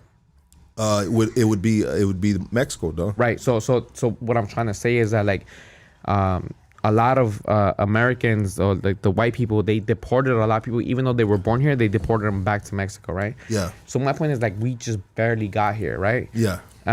Maybe that's why the reason we don't have a big movement, because a lot of like my dad and like other people's dads and moms, they say like, oh, well, we can't do all that because we're going to get killed, because they think that what happened over there with activists, because if you're an activist in Mexico, in Guatemala, they'll kill you. Like, what is the difference between being Guatemalan and being Mexican? Other than the chuchitos and tacos, I mean, there's nothing much, man. Like, to be honest, like I mean, I don't know. I feel like I'm more Mexican than Guatemalan because I was raised here, you know. So in LA, kid, LA, it's like that, right? And so I mean, like, everybody thinks. I mean, if you're non-Hispanic, right? I don't know if that's the proper word because everyone has their right political using the proper pronunciation or the proper label of Latino, Hispanic, so on and so forth. But everybody that's non-Hispanic believes that everybody out here in LA is Mexican, but no, you got Salvadorians, you got Guatemalans, you got fucking, so on and, everything else, Yeah. But if you're born in LA, it's like every brown man is a Mexican. Yeah. But it's kind of like you're kind of like confirming that every brown man is basically almost Mexican, right? Being raised in LA in this Well, I mean, terrain, right? So to speak, right? You know what I mean? Yeah, I can only speak for myself. But, Absolutely, bro. Yeah. I can only speak for myself, but it is differences. You could differentiate between Peruvians and Guatemalans and Mexicans and Salvadorians. It's a whole different country. It's a whole different vibe, the whole different accent. Like I can tell when I'm talking to certain people, but it just sucks that they put that in a bubble, but then like it's the same thing with them. Like we say like, oh, we're white, and they're like, no, I'm Jewish, I'm Irish, like whatever. So it's like the same. But they have but white people have their own pride in what they are. Like it's like, bro, don't label me a white man.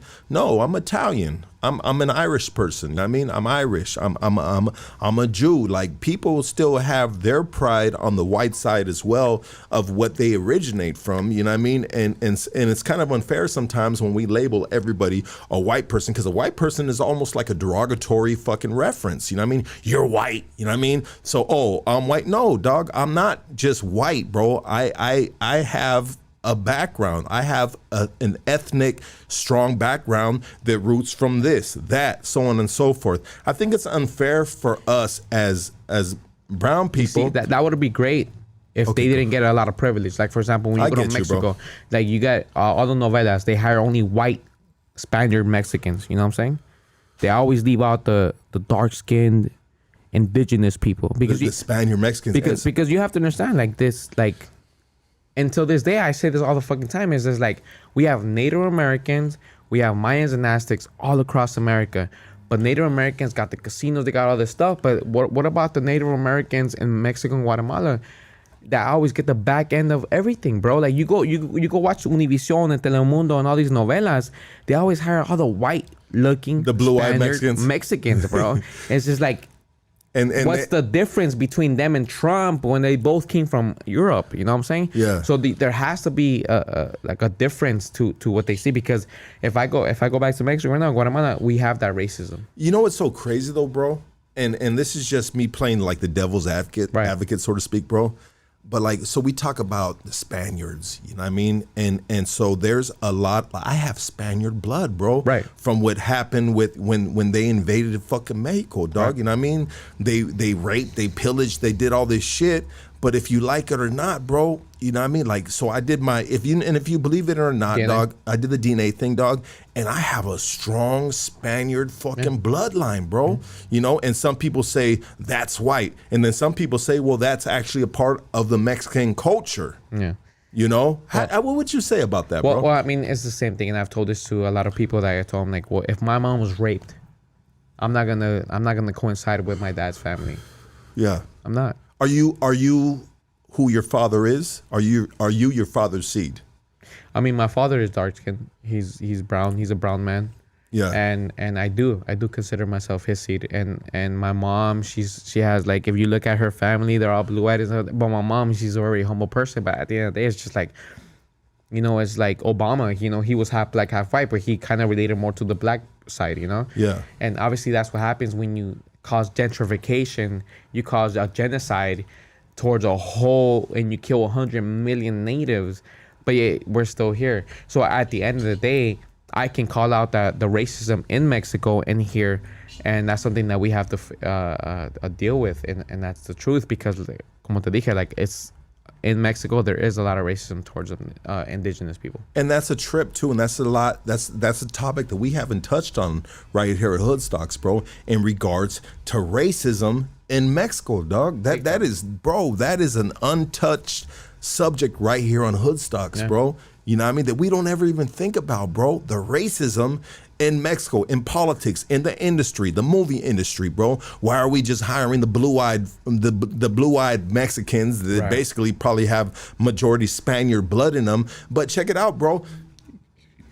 If you see a Spaniard or if you go to Spain as a white person, you know what I mean? And a white person, an Irish descent or German or so on and so forth, go to Spain, bro, and they're a bunch of Spanish-speaking individuals, bro. These white people don't look at them as white people, bro. So that's another thing that we have to do. It's like, okay, so both white side and native side in Mexico, they both do get discriminated in this country. So we have to differentiate that, and we're still defending everyone. We're still defending everyone from Sinaloa. You know, I defend. I'm not talking about like I'm here and I'm like, oh, you're from Sinaloa and you're white. Like I'm not gonna defend you. Like no, I know. So would Sinaloa be considered having a lot of Spaniard bloodline in them because of the blonde, the blue eyes? Yeah, you know that. Everyone knows that. But at the end of the day, we still defend them here. Yeah. You know, so that's like another fight because look, and by 2050, we are going to be the majority in this country. We are going to be the majority, and that's going to be a problem that we're going to have to face later. We're going to say like, okay, all right, we're here, we're the majority. Mexicans, Central Americans, all that. Now we have to address the issue within racism within our own culture. But do we have to address that? Oh, definitely. Okay. Is there any way that we can, everything has to be addressed. I get it, bro. Everything has to be addressed, bro, in order for us to have an understanding and move forward, bro. But damn, bro. When you're dealing with racism in Mexico or in your own culture, bro, it's just like, damn, bro, it's just a never-ending fucking cycle, bro. Is that the law of the land? Is that what God created that has to be the positive, the negative, the balance in the system? I mean, bro, like, are we gonna ever get past all levels of racism, or is that just a part of this fucking world, bro? No. I see a bright future for the whole world. Bro, what future do we have, brother? Like the only reason why we have countries is because we couldn't communicate with each other because we didn't have technology to communicate with each other. We had a lot of misunderstandings. We would just run into each other in a physical form without communication. Like I have a lot of friends who are in Iraq, Afghanistan, and we talk. We're cool. Like if it was up to the young crowd, and it's funny because like the Bible says like, be aware of the one world order, right? But it's just like, that's kind of like an evil thing, bro. Like the whole world should be together, you know? And it would help out our economic system a lot because a lot of our rich oligarch billionaires, they throw trillions into offshore accounts from other tax cuts to other accounts in France, Italy, Dubai, and they get away with so much shit, and then they're taking it out of our circulation. So what we want is that we want our tax money to come back to us, so we can use it back in our communities. Don't give it to the rich people who are fucking hiding it in other countries, and they're taking it out of our circulation, which is why we have all this price gouging going on right now. So that I think it's gonna be a beautiful. Whether I'm active or not, whatever we do, I think it's gonna be a beautiful future in maybe 50 years from now. I think we're on a beautiful fucking conversation right now, dog. Shout out to Alex right here, dog. This is dope, dog. I am really engaged in this, and I'm really enjoying this conversation, dog. Because your vibration, your frequency, dog, is pure, and I'm loving it. You see, people don't know sometimes when someone's sitting across from me. I mean, I feel the static electricity. I don't know if it transfers over to you guys through this fucking camera, this Canon camera right here, but this conversation right here is beautiful, and I'm thoroughly enjoying it, dog. You know what I mean? And the stance that I stand on, dog, is I don't give a fuck if you're black, you're white, you're Asian, you're Guatemalan, all down the line, right? I don't give a fuck what society labels you. As long as you're a good person, then that's all that matters to me, dog. Yeah. As long as you're doing right in this world, bro, that's all that matters, dog. You know what I mean? Fuck the colors, bro. You know, and me being, my pops is a Russian Jew, my mom is Mexican, bro. I mean, I have really like, it puts me in a neutral position, bro, to see a lot of different sides, bro. And I will never just stand hard on one side, bro. Because if I do, bro, then I shouldn't be sitting in this seat right here, dog. You know what I mean? Like we have to be able to see the good and the bad on both sides of the fence, bro, and just be able to find some middle grounds where we can coexist and just find a meaning in life that's prosperous to all of us, bro. And it's hard right now, dog, with all the politics and just the different levels in the food chain, the pyramid, you know what I mean? It's really hard for us to we're all searching for an identity, bro. Who are you? Are you Mexican? Are you Mexican enough? You know what I mean? Are you American? Are you American enough? What is being American enough? Are you fucking jumping in a U-Haul fucking van and going and bashing fucking gay pride week? Oh, that some people thinks that makes you the fucking ultimate American and you deserve everything. I mean, let's talk about this, bro. Let's talk about this, brother. The Bible. The Bible was written, bro, to basically, I believe, the human manual in life. No? Nah. Okay, speak on that. Nah. I mean, it was a book written by people who had a third grade education in 3,000 years ago. No education. No, actually, yeah, no education. I do respect some aspects of the Bible, how to like do certain things, but if you really search about it, a lot of religions, a lot of even Jehovah's Witnesses, they don't highlight the violence of misogyny and how they treat women, how they treat women inferior, and how they treat look, dog, like slavery would have never fucking existed in this country if it wasn't for the Bible. Because the Bible said that, oh yeah, as long as you treat a slave good, you can have one. So how do you feel about conservative Christians in this world? I mean, I don't hate them, but at the same time they have to realize that are solely going off the Bible. Yeah, I mean, like I said, I can mention 45 Bible verses that were violent and vicious and just unheartedly human, bro. But at the end of the day, like, I have a different trajectory.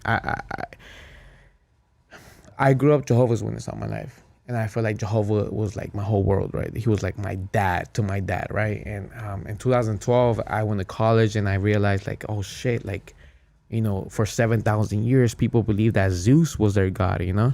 So you remember Toy Story? You've seen Toy Story? Yes. Yeah. You remember when Buzz Lightyear found out he was just a toy? You remember that part? Yeah. Which part? The part you're talking about. Yeah. So in 2012, like, you want me to act it out? No. I mean, I know the story, bro, but I can't tell you from play to play. I'm sorry. So in 2012, like, I'm not trying to instigate people to become atheists. Like, I'm not even an atheist. I'm an agnostic. But the point is, what like, is it, agnostic? That we're humble enough to say that we don't know everything. Okay, I like that. I like that. I think I would identify with that as well. I don't know everything, bro, and that's why we have these conversations, bro, to get just different perspectives, bro, on different matters, bro. Go ahead, brother. So I went through like a 3-year depression, bro. Like, literally crying almost every day, bro. Like, I was like, fuck, like, everything I thought about, like what? Like, there's no God. Like, it's just us. Like, it's just one life. Like, and then to top it off, my brother. I had an older brother, man. He was he was an architect. He was like the creme de la creme of being a human person. And he told me, like, he told me, like, hey man, I'll try to get you some therapy, you know. He sent me emails like, this is where you can go. So as I was in that process, man, like, my brother ended up committing suicide. Sorry to hear that. And like, it was so hard for me, bro, because like, I didn't want to live in a world where a God doesn't exist. Like, I didn't ask for this, man. This is your blood brother? This is my blood brother. Older brother, younger brother? My older brother. And so a brother that's trying to help you out find your footing in life, how does he commit suicide? I guess he felt like he was a burden to the family after he was always successful and he was always a straight arrow. And he like failed for once in his life, you know? Where did he fail at, if you don't mind me asking?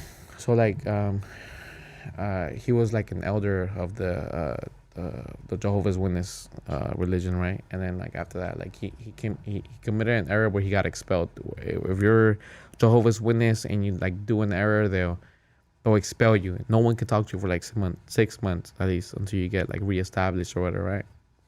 But my brother was also having sleeping problems and anxiety problems and Mental health.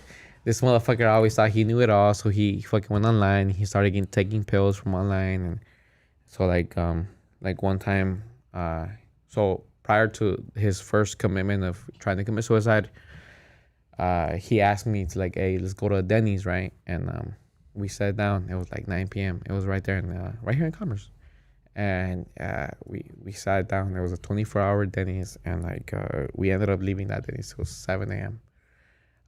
We debated about the whole God shit or whatever, and this is why like I'll never go in too deep about God stuff with anyone, not even you, anyone. And he started crying to me like, wow, what the fuck, Alex, like God doesn't exist. Like he started breaking down. I was like, nah, chill, like we're good, we're good. Like a week later, I'm at my house. My dad shows up to my house and he told me, hey, like your brother tried to take his life. He's in the hospital right now. So I rushed to the hospital, bro, and like my brother had like his whole neck like boozed up, bro. Like this is like my idol, and I'm crying to him, and like I hold his arm, and I'm like I feel his vein, I feel his blood thrusting through his brain, through his vein, and I told him like, what the fuck were you thinking, man? Like I'm your little brother, like you're the one over here trying to get me, like, this is like. Like I went through like a whole gang banging section in my life, and this is like a whole different level, bro, when you're dealing like against your own fucking demons, you know what I'm saying? And so like I told my brother, like, don't you ever try to do that shit again, man. You're fucking crazy, man. Like I fucking love you. Like you're like a dad to me, we have an 8-year gap.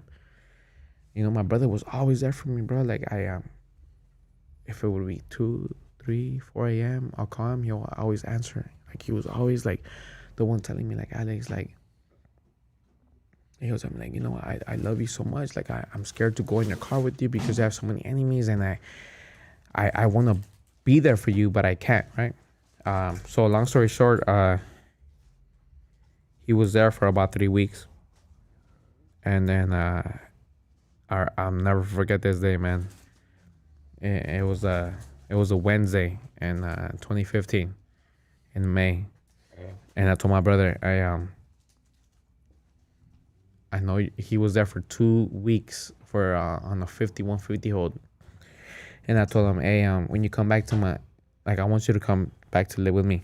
I was living in Whittier, and I told him, hey, I'm gonna take care of you.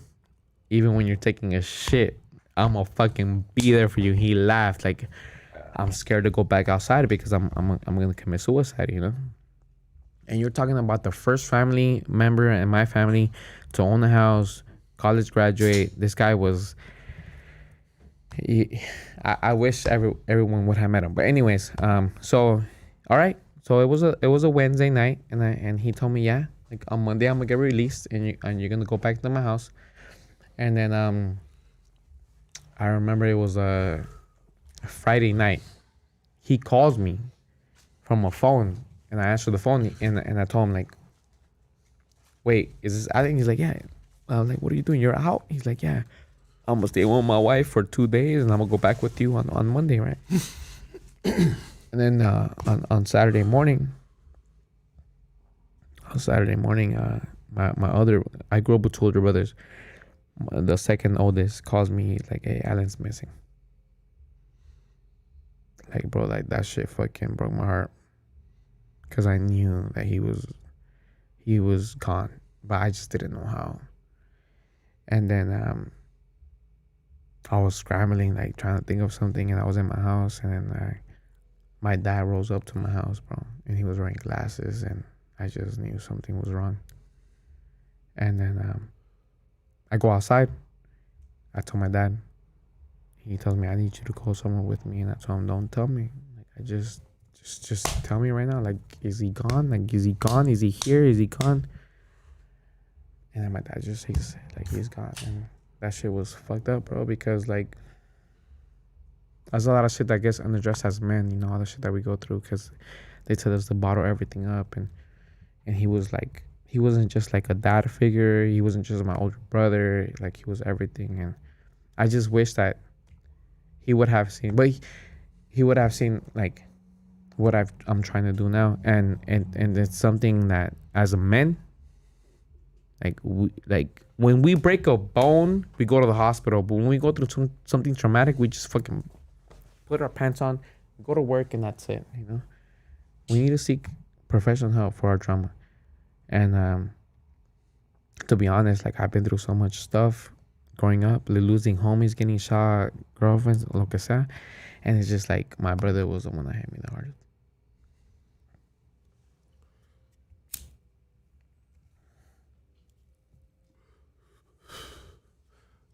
And bro, my condolences, bro, and I feel your pain, dog. I feel your pain, brother. I feel your pain right now as you speak these words.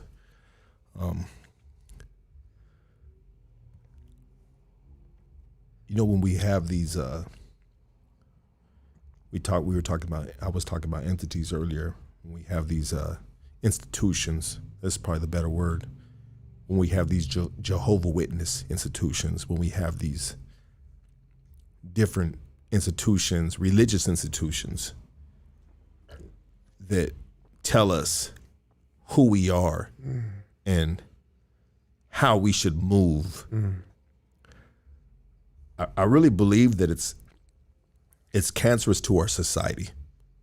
You know, we have something called a conscience that should navigate us through what's right and what's wrong in life, opposed to hearing a human flesh telling us where we went wrong. You know, that could potentially put certain individuals in a mind state that feels them less worthy to move forward in life, bro. And that's why my condolences to you, brother. My condolences to your family, brother. But for one thing I will never do, bro. You know what I mean? I teach my kids how to pray, bro. I teach my kids ask me who God is. I said, God is everything around us, my loves, little girls, right? But never will I'm gonna put them in a congregation that's gonna tell them who the fuck they are. You know what I mean? Your actions are gonna tell you who you are. If you're good, you're good. And if you're good, you know you're doing good, then your conscience is gonna tell you that you got a clear conscience and you're doing good. No man is gonna should condemn another man to make him feel like he's less of a fucking man. And some of these men that are in these fucking religious fucking positions, bro, are faulty as fuck. We hear about it all the time in the fucking news, bro. You know? And it breaks my heart, bro, to hear that this Jehovah Witness institution put that upon your brother to make him feel like he was less of than what he was, because he was, like, you know, he was king, right? He was a good dude, you know, and he didn't need those seeds planted, especially when we're dealing with individuals that they're not everybody as strong as maybe me or you, right? Not everybody can take that type of, you know, backlash, bro. And it will put them in a dark fucking place, bro. You know, and instead of fucking nourishing, we talked about fucking, you talked about selling, what were you selling again? The manure, the fertilizer. Instead of fertilizing your life, bro, it's doing the opposite, bro. You know what I mean? I hate that, bro. And I will teach my kids about God. I will teach my kids what's right and what's wrong.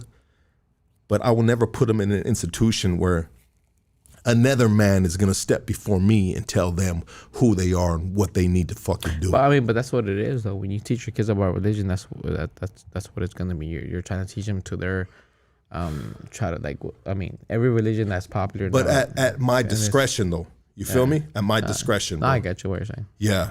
You know, and I don't know if I'm going off wrong on what you explained to me, bro, but it sounded like this Jehovah Witness institution, you know, put a dark cloud over your bro that made him feel like less of a person, bro. I think it was a whole different it was like a perfect storm with other things at the same time, because I had a other brother who got expelled too, and he was able to get out of it, and he was good, but at the end of the day, it's just like these are these colonizer religions, man. Like, you know, no matter what, like I would never fall in line with these colonizer religions, like no matter what, like Christianity, Catholicism, that fucking like abuses children and they never take no accountability about it. Like it's just the way it is. But at the end of the day, bro, like I think it's outside of the religion aspect, it's just like just as men where we don't fucking speak up about our feelings or you know, our parents tell us like ponte los pinche pantalones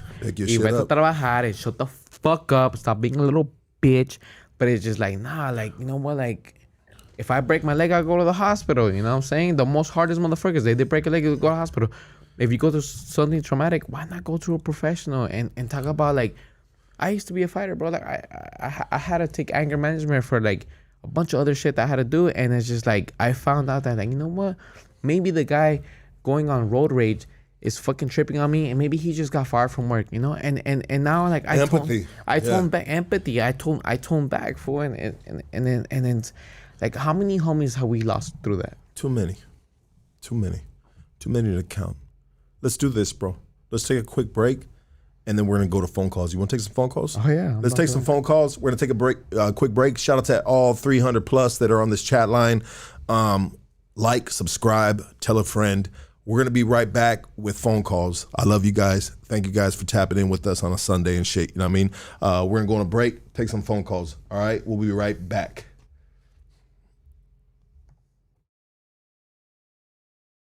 This the Highland Park Gospel, my G. Blessings, power, respect. Tell you this for the last time. Enough of the drama. I ain't playing these games. Oh, gotta pick your soul up. Pick your soul up. Pick your soul up. Oh, gotta pick your soul up. Pick your soul up. Pick your soul up. Oh, gotta pick your soul up. Pick your soul up. Pick your soul up. Oh, gotta pick your soul up. Enough of the drama. I ain't playing these games. You hate me when I'm up. You love me when I'm down. Stupid motherfucker. Turn that frown upside down. Clowns, high off that dope. I was clowning, I was high off that dope. I made a fool of myself, I was high off that dope. Gang bang, blood sport, Wu-Tang, I love whores, dumb, burned out, crazy fool, I'm banged out. Hanging out with these fools. 1 + 1 = 2 fools in a cell with no mail. No talent is the policy. No bail, don't bother me. The economy of drugs comes with a college full of thugs. Time to graduate. Time to elevate. Let's go. You know. I ain't playing these games. Oh, gotta pick your soul up. Pick your soul up. Pick your soul up. Oh, gotta pick your soul up. Pick your soul up. Pick your soul up. Oh, gotta pick your soul up. Pick your soul up. Pick your soul up. Oh, gotta pick your soul up. Enough of the drama. I ain't playing these games. The highs and lows come with lies and cold. I'm a wilted rose, only the gardener knows. Water me, talk to me, fingernails bleeding lottery. She lied to me, she cried to me, point clearly taken. What's popping, girl, what's shaking? Without love, there's no patience. Sit in a concrete cell, my soul vacant. You in a hood trap, working off your bare back. Homie, love is a true fact. Blood on the menu, don't mean to offend you. Take it how you want it, taste it, it's vomit. Shit is foul, 2 fingers in the air, Kermit drink tea like that shell. Say this for the last time, enough of the drama. I ain't playing these games. Oh, gotta pick your soul up. Pick your soul up. Pick your soul up. Oh, gotta pick your soul up. Pick your soul up. Pick your soul up. Oh, gotta pick your soul up. Pick your soul up. Pick your soul up. Oh, gotta pick your soul up. Enough of the drama. I ain't playing these games. Why we gotta die like that? Why can't we spread our wings and fly like that? Not only in heaven, but life. Dodging the hooters, already got 2 strikes. Walk with me, talk with me, what you like to do? On me, my G, I'ma push you through. Yeah. Give them their roses while they're here. Like, let subscribe, them know they're baby. chosen. We love you while you're here. Too much pain and sorrow. Some of us ain't gonna see tomorrow. Like, be like that. Why we gotta be like that? The power of prayer is real. The power of love is fear. What I fear is what I'm scared to hurt. What you fear ain't always gotta hurt. Enough of the drama. I ain't playing these games. Oh, better pick your soul up. Pick your soul up. Pick your soul up. Oh, better pick your soul up. Pick your soul up. Pick your soul up. Oh, better pick your soul up. Pick your soul up. Pick your soul up. Oh, better pick your soul up. Enough of the drama. I ain't playing these games. Yeah, like, subscribe, motherfuckers. You know what to do, baby. Hood Stocks. Yeah, love you, motherfuckers, dog. Shout out to my goonies. Shout out to everybody tapped in. I see you, motherfuckers. Yeah. I'll see you, motherfuckers, dog. Let's go, baby. Let's get this shit cracking. Oh, yes. Yes. Back on the main scene right here, baby. Right here on Hood Stocks on a Sunday motherfucking afternoon. Anybody that would like to call in right now and talk to the homie Alex, City Commissioner of Cudahy, and a whole lot of other accolades, right? Let's go ahead and, we got a question. Let's go right here. I think this is from Mexico right here, baby. You're on Hood Stocks. Talk to us, baby. What up, man? What's going on with you, man? Oh, shit, chilling. What up, baby?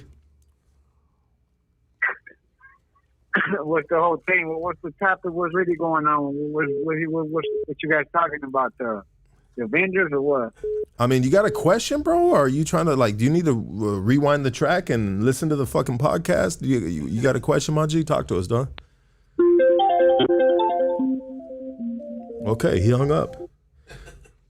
Shout out to the homie Clueless. and we still haven't talked about what happened today, bro. No, we're going to talk about that. You're on Hood Stocks. Talk to us, baby. Kansas City, what's up? Hello? Oh, my God. Let's see. You're on Hood Stocks. Talk to us. Hey, man, this Alex guy, this is one of the best ones that you've had, honestly, son. Lucky, but, I got to say, this whole political conversation he's talking about with socialism and everything, it's kind of crazy how many people in America are actually really scared of that word, the S word. They think it's some weird, Soviet boogeyman type thing that's going to come get them. And I think American people, they got to understand that, it can work in America. You just got to educate yourself. But I was wondering if you could maybe give the audience a little bit more in depth of, American socialism and what that means.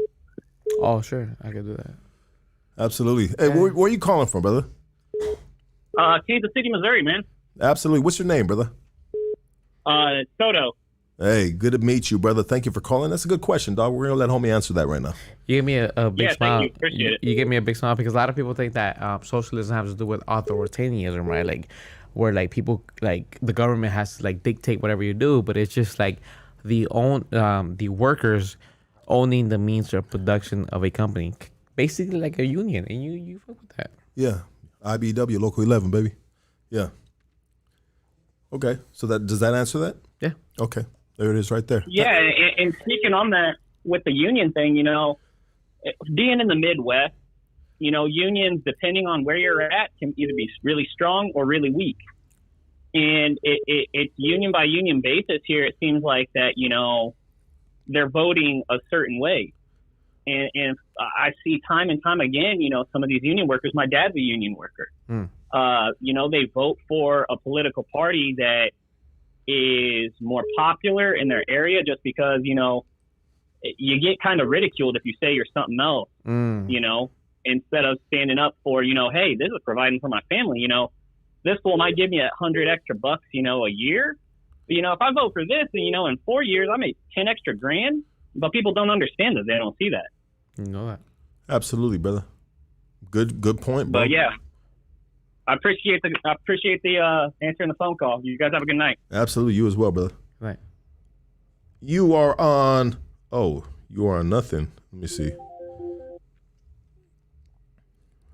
Hold on. You're on Hood Stocks. Talk to us. Hello? Wait, hold on.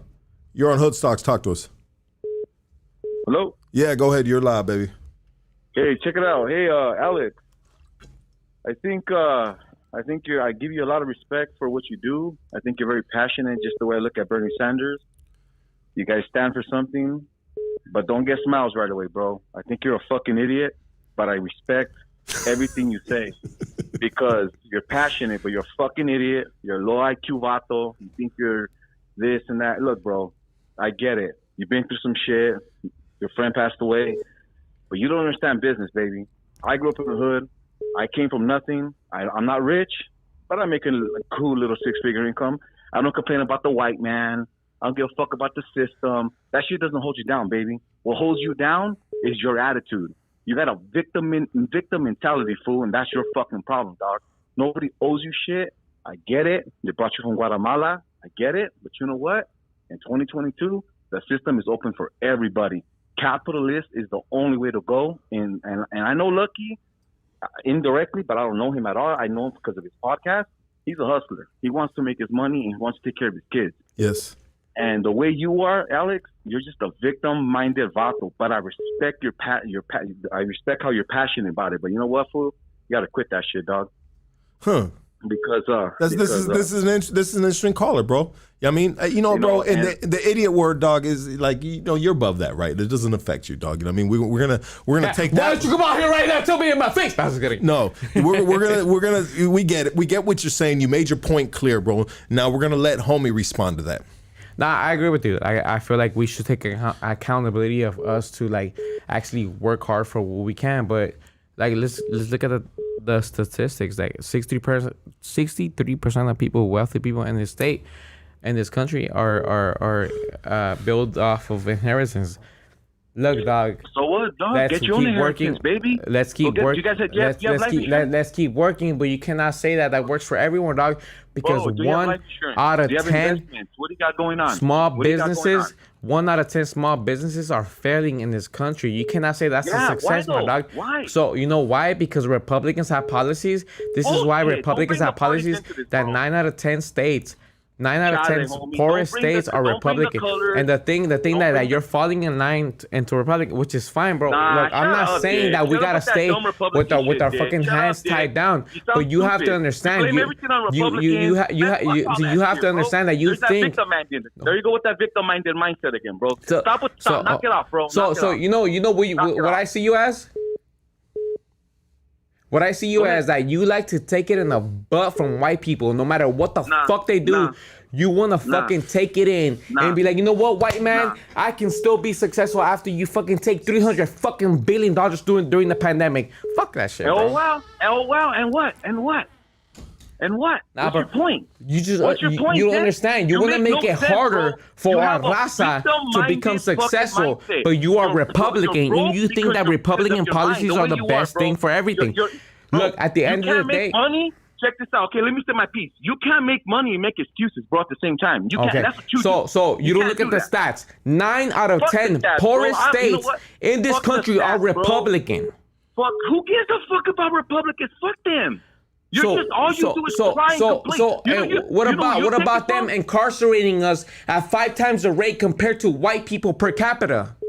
Okay, well, the homeboy down the street that's fucking bumping and fucking doing his thing, most likely he got the fucking strap, fool. Most likely he does. Oh, okay. What are the chances of the homeboy down the street fucking packing a cuete? He has a cuete. So now you're saying that we are the problem compared to our economic issue. No, you're gangbanging. You're doing your thing, bro. You got to do the time, homeboy. Don't fucking act like a victim, stupid. Fuck that shit. Knock it off. So why is it that 99% of white supremacist mass shooters are white? Shut up, Dick. Who just shot the kids in Texas, stupid? Oh, it's someone that was born here. It was someone that was born here and thought from the same white supremacy attitude, which is why he did that. That motherfucker was a Latino. Dude, you're a Trump supporter, loving motherfucker. No matter what he does, he has all these cool. You're a fucking. All you do is make excuses. All right, you know what? I'm not gonna disrespect you. I'm gonna tell you the facts right now. What is it that you think give me your opinion. is the solution right now? No, give me your opinion. What is your opinion? What is the solution right now to this country right now? Because you think capitalism is the world, but inflation is fucking up not just this country, it's the whole world. So tell me right now. Go tell Lucky. Ask Lucky right now. What are you doing this for, Lucky? I'm doing this because I guarantee you that's just gonna be this. I'm doing this for myself, my kids, my familia. I want to make money. If I could make millions off this shit by getting Dwight Howard on here, LeBron James, the fucking Everybody, bro, I'll fucking pay me, dog. I guarantee you, Lucky, you'll take that check, homeboy. Because this is about making money and fucking setting the legacy for your family, fool. You're a lying-ass little bitch, fool. You're just a victim, dog. Fuck your statistics and fuck your belief, dog. You're a fucking victim-minded piece of shit. I'll bet you in person right now. I'll meet you in person right now. Bro, let's keep it a little respectful, dog. Bro, check it out. Make your point, but just be a little more respectful, dog. I did. You made your point, dog. Be easy, baby. Be easy, dog. Be Because easy. right now, it's all about You like Trump, huh? survival. You like Trump, huh? Nah, homeboy. You're just a victim-minded person, bro. But is there such a thing as people that are victim-minded people? I mean, yeah, there is, There but is. at the end of the day, But what I'm you know trying what? to tell you right Get your now balls is that moving. you have to look at the stats. No matter how hard we work, Fuck the stats, the fool. working Make your class own stats. has lost $300 billion during the pandemic, and the oligarchs like Elon And Musk what, yeah? and Jeff And what was Bezos fucking have Biden gained doing with the- $300 billion. what was Biden's son Not doing on the- Biden. on the Trump board is of the one that directors? dismantled our pandemic thing, bro. Like what? he's Who not even cares? has nothing to do Who with cares? that. Who cares That's about like all that, fool? Fox News got you How's that brainwashed, affecting bro. your life? How does that affect Look, your you life? know what? How's that Fuck affecting your life? Democrats and fuck Republicans right here, right now. Now get your balls and go do something. So at the end of the day, if I say fuck Democrats, doesn't mean I'm gonna go with Republicans. I'm gonna go straight to the motherfucking left because both And what are you gonna- fucking okay, so parties what- are what's your right wing. solution, bro? Even Bernie Sanders is right wing. Tell that to anybody at an international level. Even Bernie Sanders is right wing, dog. So like, I'm what really if- then standing what- with the then people. I'm really out here in the gutter, in the front lines. What the fuck are you doing? I'm giving people jobs. Nigga, I'll catch a fade, motherfucker. I'll catch a fade right here with you right now. You wanna wanna talk catch all a this fade fucking over an shit argument that you're fucking doing shit for the raza? What are you doing? I stepped up out here I'm giving people jobs. I went to a gym with all these mamados and I fucking called them out today, this morning. What the fuck are you doing? I'm giving people jobs, single mothers, Latinas, and they're Oh fucking my working God! for their families. How is that even an aspect when 9 out of 10 small businesses are failing during this whole economic issue before and Trump? Who fucked that? Who are you gonna blame? Who are you gonna blame? Because Trump gave kickbacks and tax cuts to the all fuck this up with fucking that rich Trump family. shit, dog. The Shut problem up why with that this Trump country shit. is in a All you $30 do trillion is fucking crap. debt. Shut up, dude. $30 trillion Nobody national cares about debt your kids. because all these rich people, they kick off all this money and they take it off to fucking offshore accounts and they fucking leave it off of our fucking economic circulation. And you know that, bro. You know that. Bro, Give that you're money back to the fucking people. Cry baby, and you make excuses. Bro, and I see you will in catch the a street, fade in and not only physical, will I and I will piss on catch a your lips, fade. fool, you're not gonna And- catch no fade, dog. Dude, you support Trump. Trump is a corrupt No, I don't. motherfucker. I support money and leaving a Well, if legacy you to my support kids, money, motherfucker. then stop supporting kickbacks to oligarchs that are profiting off the working class. Bro, I don't give a fuck what they're doing, dog. I gotta do what I gotta do for me and my family, Bro. right? I don't give a fuck about your statistics, bro, because Bro. none of that shit matters that much. Bro. I just gotta make my money for my kids, take care of my family, get them some life insurance, and leave them a fucking living You trust think? so that way they don't gotta struggle the way I did. You think that it That comes way they don't gotta into struggle the way I did individual? when I was growing up. You think that it comes into individual contribution? Meanwhile, the prison industrial complex locks up brown and black men at 5 times the rate when they catch white men doing the same shit, bro. Okay, your point is what? What are you doing to change your family legacy besides I- a little bitch on the podcast? Bro, What are you doing? Bro, I've What been are you doing doing? a lot Get of a- legislative work, man. Something that you You're haven't not been doing. shit, dog. You're fucking crying. Get out there and get a Good, job, open good. a business, Get and a hustle, job. fool. He said get a job. Yeah, Do something, dog. Stop fucking crying. All you do is cry. Hey, Ain't my gonna G, complain. what's your name, brother? My name is Joe. Joe? Where are you calling out of, Joe? I'm calling from LA, dog. East LA. Okay, East LA. We're I right grew here. up in the hood. I Right grew here up in with this hood. everybody, dog. Okay. But you know what? I had to do what I had to do like everyone else. Exactly. Okay. And so right now what we're going to do, this is, both of you guys had said what you said, bro, and we're just going to leave it at that. Both of you guys made your points. We're going to leave it at that. Thank you for calling, Thank you brother. for the podcast, bro. Best podcast on the planet, bro. Best one on the planet. Thank you, brother. I hope you stretch it. I hope you make 7 figures, dog. That we can tell I listen suck a dick. You're right about one thing, and that's that he's the best podcaster. Let's go to the next phone call. These are passionate phone callers, bro. You know what I mean? You're on Hood Stocks. Talk to us. What's up, Lucky? What up, baby? Turn the volume down. Yeah, I know. Let me turn it down. Why is that going on? Hold on, Lucky. Hold on. Go ahead, bro. Get that remote controller, bro. My wife's turning it down. All right. There it goes. First of all, fuck you, Lucky. Thank you. I love you too, baby. Listen, man. Shout out to all the Rasa. Shout out to everybody, man. Shout out to everybody that's trying to make it and doing the right thing out there, man. I'm white. I'm Italian, right? I'm white. But I was raised by my grandmother. My wife was a dope fiend. My dad left. From the age of 2, I was raised by my grandmother on SSI and welfare, all right? Because my grandmother was disabled. Okay, so this dude apparently thinks that the white man is keeping everybody down. And I'm going to let you know, brother, you're keeping yourself down. If I sat back and cried about the 13 years that I did in prison straight and didn't come home 2010 and turn my fucking life around and work for what I got today and take care of my wife and my kids, and I just sat back and played the victim and cried about all the people that I lost, about all the homeboys that I lost, everything that I went through, and I didn't lace up my boots and man up, then I would be sitting there talking just like you are right now. You are straight playing the victim, bro. And everybody has sat through this podcast and saw through your bullshit. And you know what? The fact is your bullshit just came out full blast by the way you reacted. Talking about catching a fade. Homie, you ain't catching a fade with nothing. I will. Oh, yeah, I hear you, bro. You're a fucking city commissioner up here supposed to be representing your gente. I was elected by the people, and if I catch a fade, it's up to them if they want to elect me. And you have a little bit of can of man in you. You have a can of man in you. That's what you have, bro. Yeah, right. You have a can of man in you. All of a sudden, you're talking tough, but you were just about to cry on the podcast a minute ago. Do you know that Wells Fargo and Bank of America have profited off of slave labor? Up your boots and Do you know that? If you're not getting paid to be 99% of oligarchs and rich people right now have profited off of slave labor. You know how many Rasta like Lucky?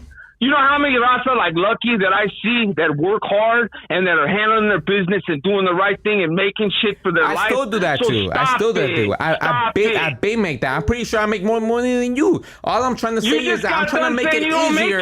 I'm trying to make it easier for my homies and everyone around me, easier for them, because white people have profited off of slave labor. White people have profited off of genocide and stolen fucking land. So fuck you for thinking that white people have it the same as the Raza and indigenous people that you stole the fucking land. You know what I'm saying? Like, look, that's it. I have the facts, and you think that white people have struggled the same as that's indigenous people in this country, bro? Come on. Even I have profited. Tell me how I profited. I have respectful. Even Ted Cruz has admitted that they have profited. Oh, so for example, Wells Fargo, Bank of America, all major companies. Charlie, I don't want to hear about you're white, right? So I'm going to tell you how you profited, because I bet you that if you and I walk into a store, you will not fucking be discriminalized. The same me and him have been discriminalized the whole time. Okay, cool. But at the same time, you don't understand the full statistics. 9 out of 10 businesses are failing in this fucking country. The economic issue is major. And you don't understand that capitalism and fucking corporate greed has fucked up our relationship. Dude, come on, bro. Stop it, bro. Stop it. Hey, you said you support Trump, right? You support Trump. You support Trump, right? You support Trump. You support Trump. They're all fucking crooked. They're crooked just like you. How am I crooked? You said you don't even get paid as a city commissioner. You just said that on the podcast, and now you're saying you make more money than me? Oh, because of my own fucking aspirations. Because guess what? Yes, we can motivate. We can do the both. We can do the both. We can respect. We can motivate the youth to make money, but at the same time not sell out like you. Next phone call. Passionate. Go ahead. You're on Hoodstocks. Talk to us. You okay with these calls, dog? Yeah. You got this, dog? Yeah, I'm good. Okay, let's go. You got to take this, right? I'm good. I'll take anything. Absolutely. You want all the smoke. Let's go. You're on Hoodstocks. Talk to us.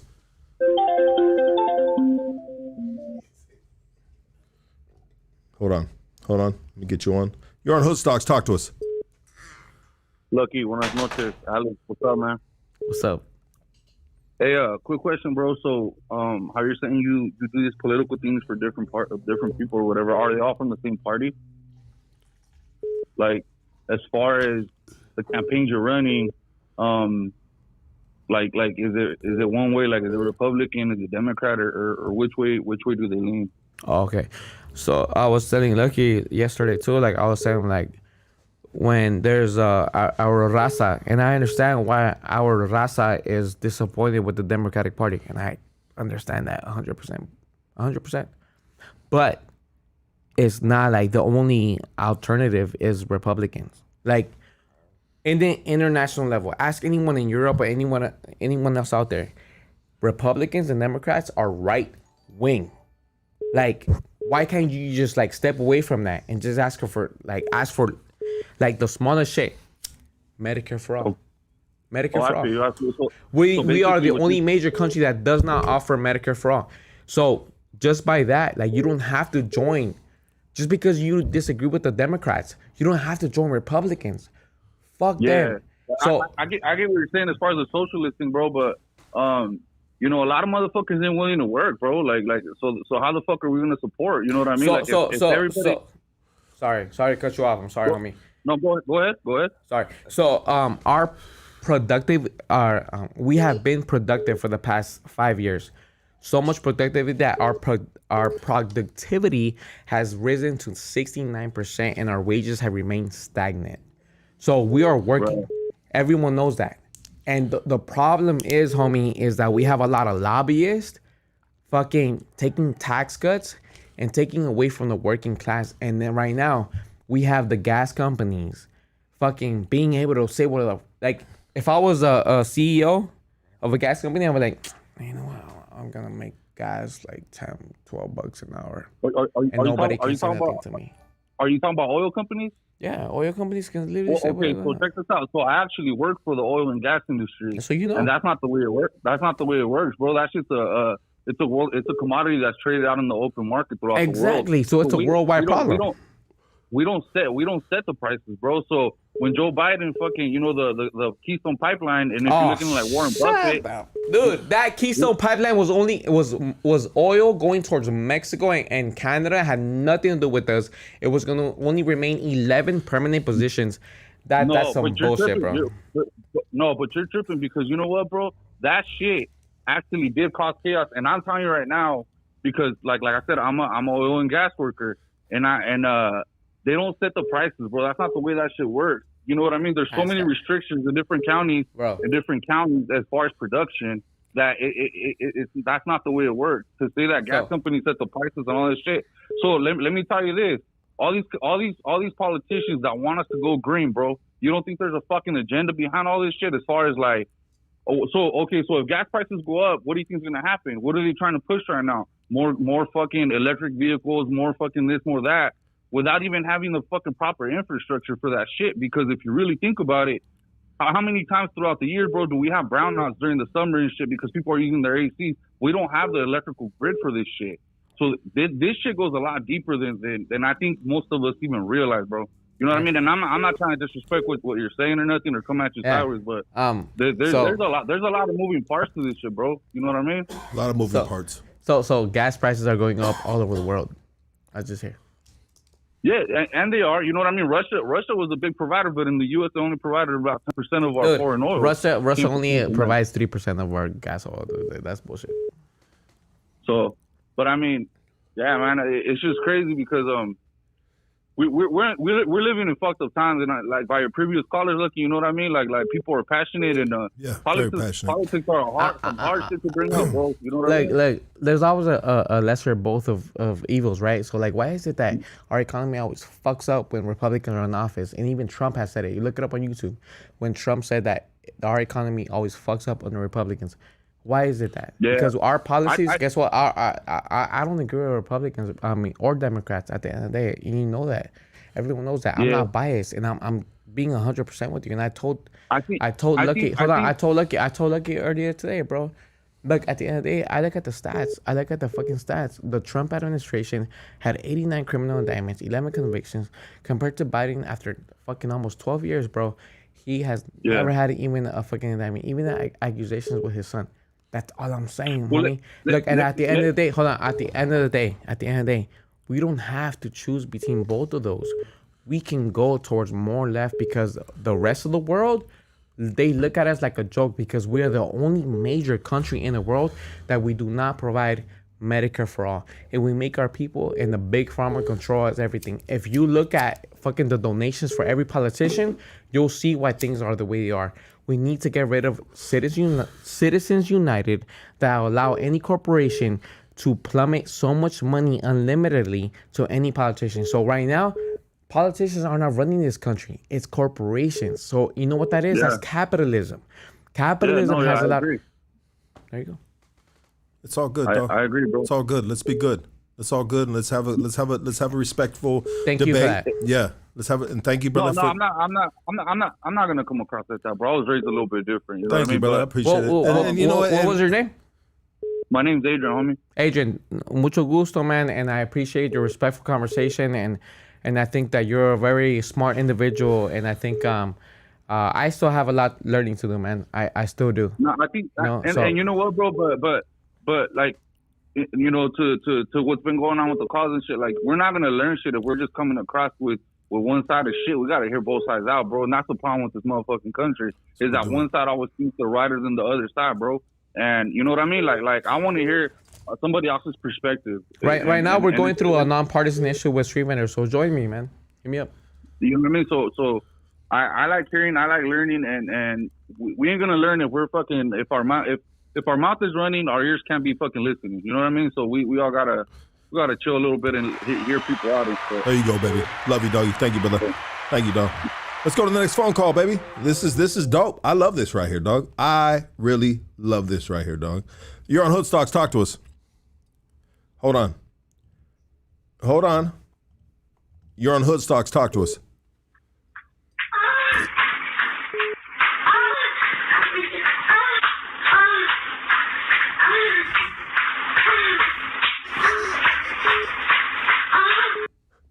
I like that. That was a good phone call. Needed that. You're on Hoodstocks. Talk to us. My boy. Hey, I just wanted to say something real quick, man. What does the homeboy right here think about, as far as what direction is the country going to, man? Does he fall in line with the president? I want to hear his real truth about this president, man. Does he think he's doing a good job? Is he going to blame inflation or some other shit? Is he going to smoke screen? What's his real opinion about what's going on right now with gas prices, inflation, and all the shit that's going on? Yeah. So inflation has a lot to do with what happened during the pandemic lockdowns, bro. This happened before. Like I said before, Donald Trump dismantled our pandemic team in 2018. Okay? So he left us vulnerable. Like I say this shit all the time. Imagine this. Let's say Bernie Sanders became president in 2016 and he said, you know what? We don't need the military. Let's defund them by 90%. And then all of a sudden, one day, we get attacked by China. We get bombed the fuck out of us, right? People are going to be like, well, it wasn't What China's does the military what does defunding the military have to do with inflation? Well, and high guys? can I talk? I just told you. No, it's a question. I just told you that the Trump administration dismantled the 2018 pandemic team and left us vulnerable to a biomedical attack. Okay, so what I'm trying to tell you is that he left us vulnerable for that shit, which is why we had the most deaths per capita. So let's look back to 2018. So then he left us to that. We had national major lockdowns. I get it. It was under each state, whatever, but he could have override it. But we had the highest unemployment rate under Trump, which was at 19% under his administration. We have not gone back to national lockdowns. So we are where we are because we had a person who was a TV reality show host who did not know how to run the country. No. Hold on, boy. You're getting into a personal attack as far as him being a national persona has nothing to do with statistics as far as the pandemic and things like that. Okay. You're talking about a pandemic team, right? Yeah. You still haven't explained to me how the pandemic team. You told me that Trump broke down the pandemic team whenever he was in office, right? How has that directly into inflation and gas prices? That's what I asked you. You still have not been able to explain that to me. Oh, I'll tell you easily because the whole world. Give me statistics. I'm not trying to attack you. Let him talk, dog. Let him talk. Go ahead, brother. So the whole world went into national lockdowns, like from the beginning, you know that, right? So like a lot of gas companies lost a lot of money because a lot of people were not like using cars as much because they were on major lockdowns, and that's as basic as I can put it to you, like, and that's it. Yeah, no, I mean, you're saying that's basic, but I mean, they lost cars. Just look, bro. I'm just trying to hold your feet to the fire respectfully, because I know you're a dude that definitely believes in the things that you preach, right? So I'll tell you good things that Trump has done. I'll tell you good things that Trump has done. I don't want to ask. I'm not asking you what Trump has done, brother, because I'm not a Trump fan per se, bro. Because I'm not a Trump fan, dog. But I'm telling you one. I'll tell you one thing. My life was completely better under the Trump administration than Biden. And that's not me picking Biden or Trump or not. How was that? How was that, brother? So you're saying that we were on lockdown because of states, right? We were on lockdown. We couldn't go to any fucking where. You think that it was better when we had Trump that had 89 criminal indictments, 11 convictions under his own administration. He was impeached twice. Even though he was acquitted because all the other presidents that were impeached. Hold on, look, you're getting into the whole Russian hoax, which is a fucking hoax. It's a hoax. No, it's not a hoax, my bro. Look, I'm not here to say opinions. I'm here to say facts. Go ahead. Like he literally got impeached twice. Okay, every single president that was impeached, they were all acquitted. Okay, he wasn't convicted. Yeah, but no other president that was impeached was acquitted. So you have to understand that. So follow me here, okay? La verdad, man. Look, la verdad. Like, look. There's two things I respect. Hold on. There's two things that I respect from Trump. He's not an alcoholic. He had a brother, an older brother. Hold on. Let's take it to a personal level. I'm gonna hit it because I want to show you that I am not being biased about Trump, okay? I respect him from the fact that he has never been an alcoholic, and this is way out of the whole proportion of being political, okay? I'm looking at Donald as a I'm looking at Donald as a person, okay? And I do respect him. I do respect him when it comes to the fact that he learned that his older brother Frederick became an alcoholic, and he said, I will never touch alcoholism. And if I ever talk about alcoholism when it comes to the homies and everything, I will use Donald Trump as an experience. And that shows you right there, that I'm not being biased. And I will forever respect him for that. Because he said that I will never touch alcohol because it's a hard thing to give up on, right? So let's look at that. Trump was never an alcoholic because of his brother. But let's look at the stats of how the corruption thing that happened. I don't think he understood that when he ran for president, I don't think he knew that he was going to win. And I feel like he bit more than he could chew. And at the end of the day, it's not about left or right. But we have to look at the bottom and up. Oh, and I'm going to finish it here. The bottom and up. The top gained $300 billion during the pandemic. And the bottom lost $300 billion. That's it. Look, my brother. Look, let me tell you something right now, right? Donald Trump ran for president. He cleared this whole thing. He even canceled his Celebrity Apprentice, knowing that he was going to lose $250 million a year from NBC. He canceled that whole thing, running for president. He tried to run for president 4 years before he was elected. He wasn't ready. 4 years later, he ran for president. He cleared his whole thing. Trump has been trying to run for president since 1987. Now I'm getting cut off. Okay, I listen to you. Now I can't be listened to. I can't be listened to. I listened to 3 minutes of your speech. You can't listen to 20 seconds of mine. Look, Donald Trump cleared his whole itinerary, brother. 4 years. He wasn't ready. The next time. So when you tell me he was surprised that he got elected, no, he wasn't surprised, brother. You're talking about a dude that broke into the Manhattan real estate business, put glass on fucking skyscrapers. You're talking about a dude that may not be, may not have the temperament as a president or a politician, because a politician has spent his whole life practicing how to sound good. This dude has no self-discipline, and I give you that. But he's not a politician. He's a motherfucking capitalist. Is there crony capitalism in the U.S.? Of course there is. Of course there is. And that's the line that fucking socialists and Marxists grab onto and try to smut up the whole capitalist persona in the United States. Can I ask you a question? Can I ask you a question? Go ahead. Can you define socialism for me? Socialism, bro. You already know the definition of socialism, dog. Well, I'm asking you a simple, dude. It'll take you 2 seconds, bro. Chill. I used to be like you, bro. Let me answer it. Can I answer your question?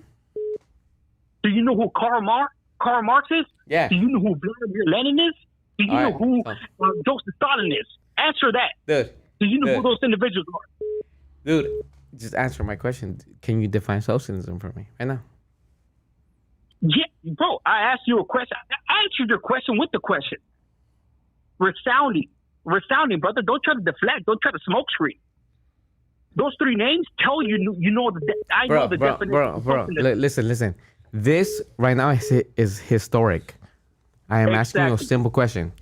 Can you define socialism for me so we can move forward? You know define. Listen. I used to be like you, homie. I answered your question with the question, define socialism for me right now. Go.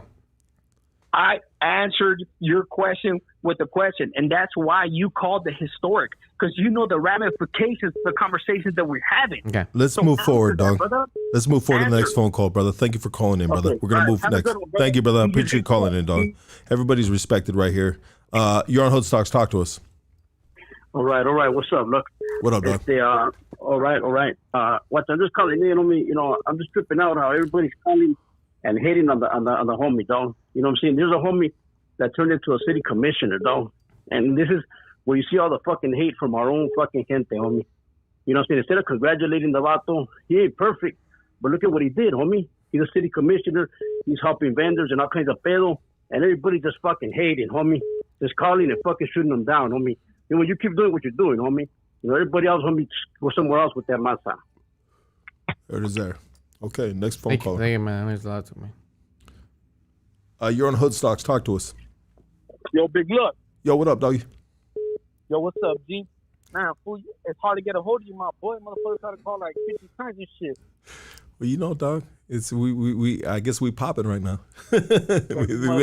we hitting some nerves right now, baby. You know what I mean? Yeah, you motherfuckers. All right, hey, I don't really got a question for the homie. I kind of checked into the podcast late when that motherfucker was talking about he got fucking basically assaulted by the police and shit, and they fired the whole department. That's what was talking about a situation in Maywood, and excuse my ignorance on that shit. It's just like I said, I checked into the podcast a little late. I was trying to watch from the beginning and shit, but when I checked in, I heard that he was talking about getting assaulted by the police and shit. See, I grew up in BG and Maywood and all that. I went to school in Maywood and all that shit.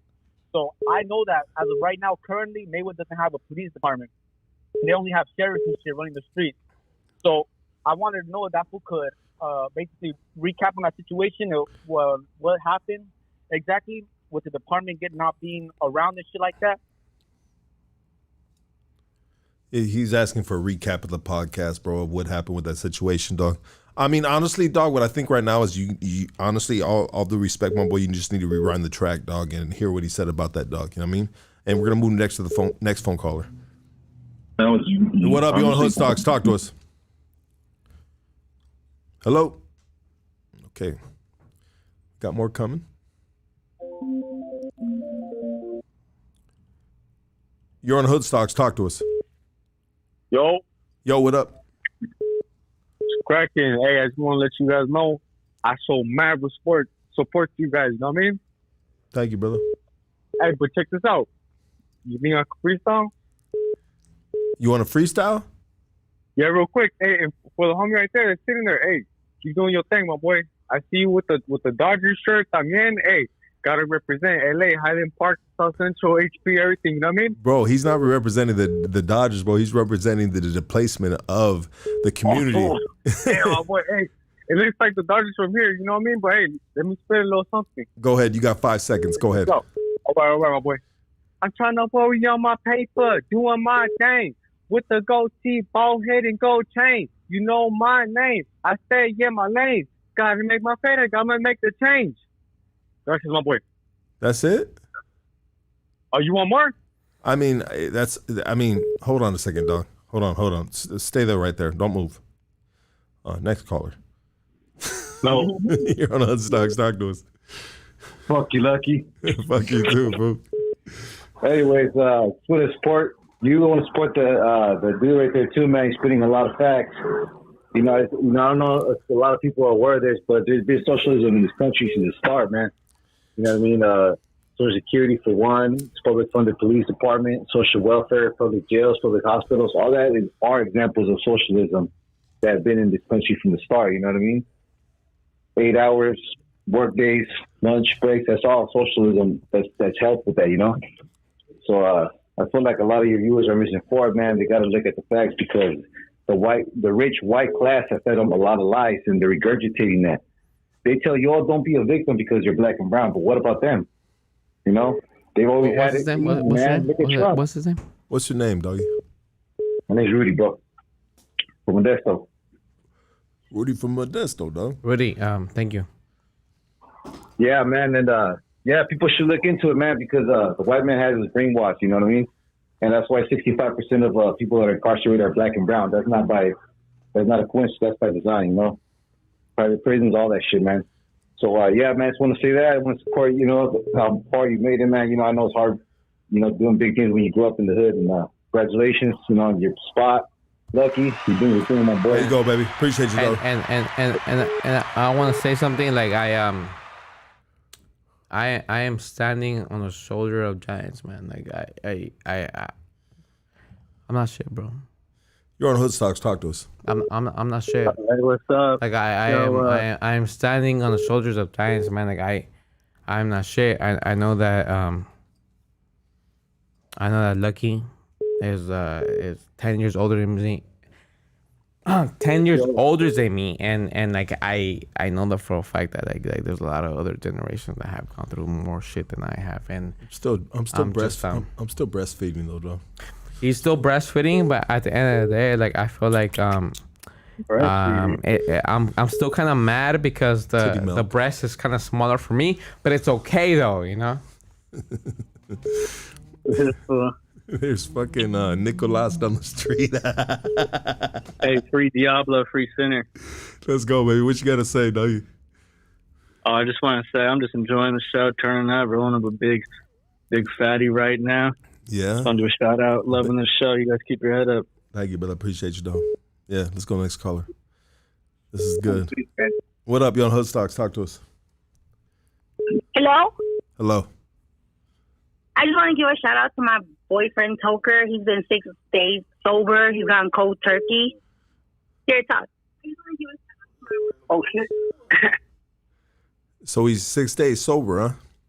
And we love your podcast. Matter of fact, we're seeing you right now, and we see you every other week.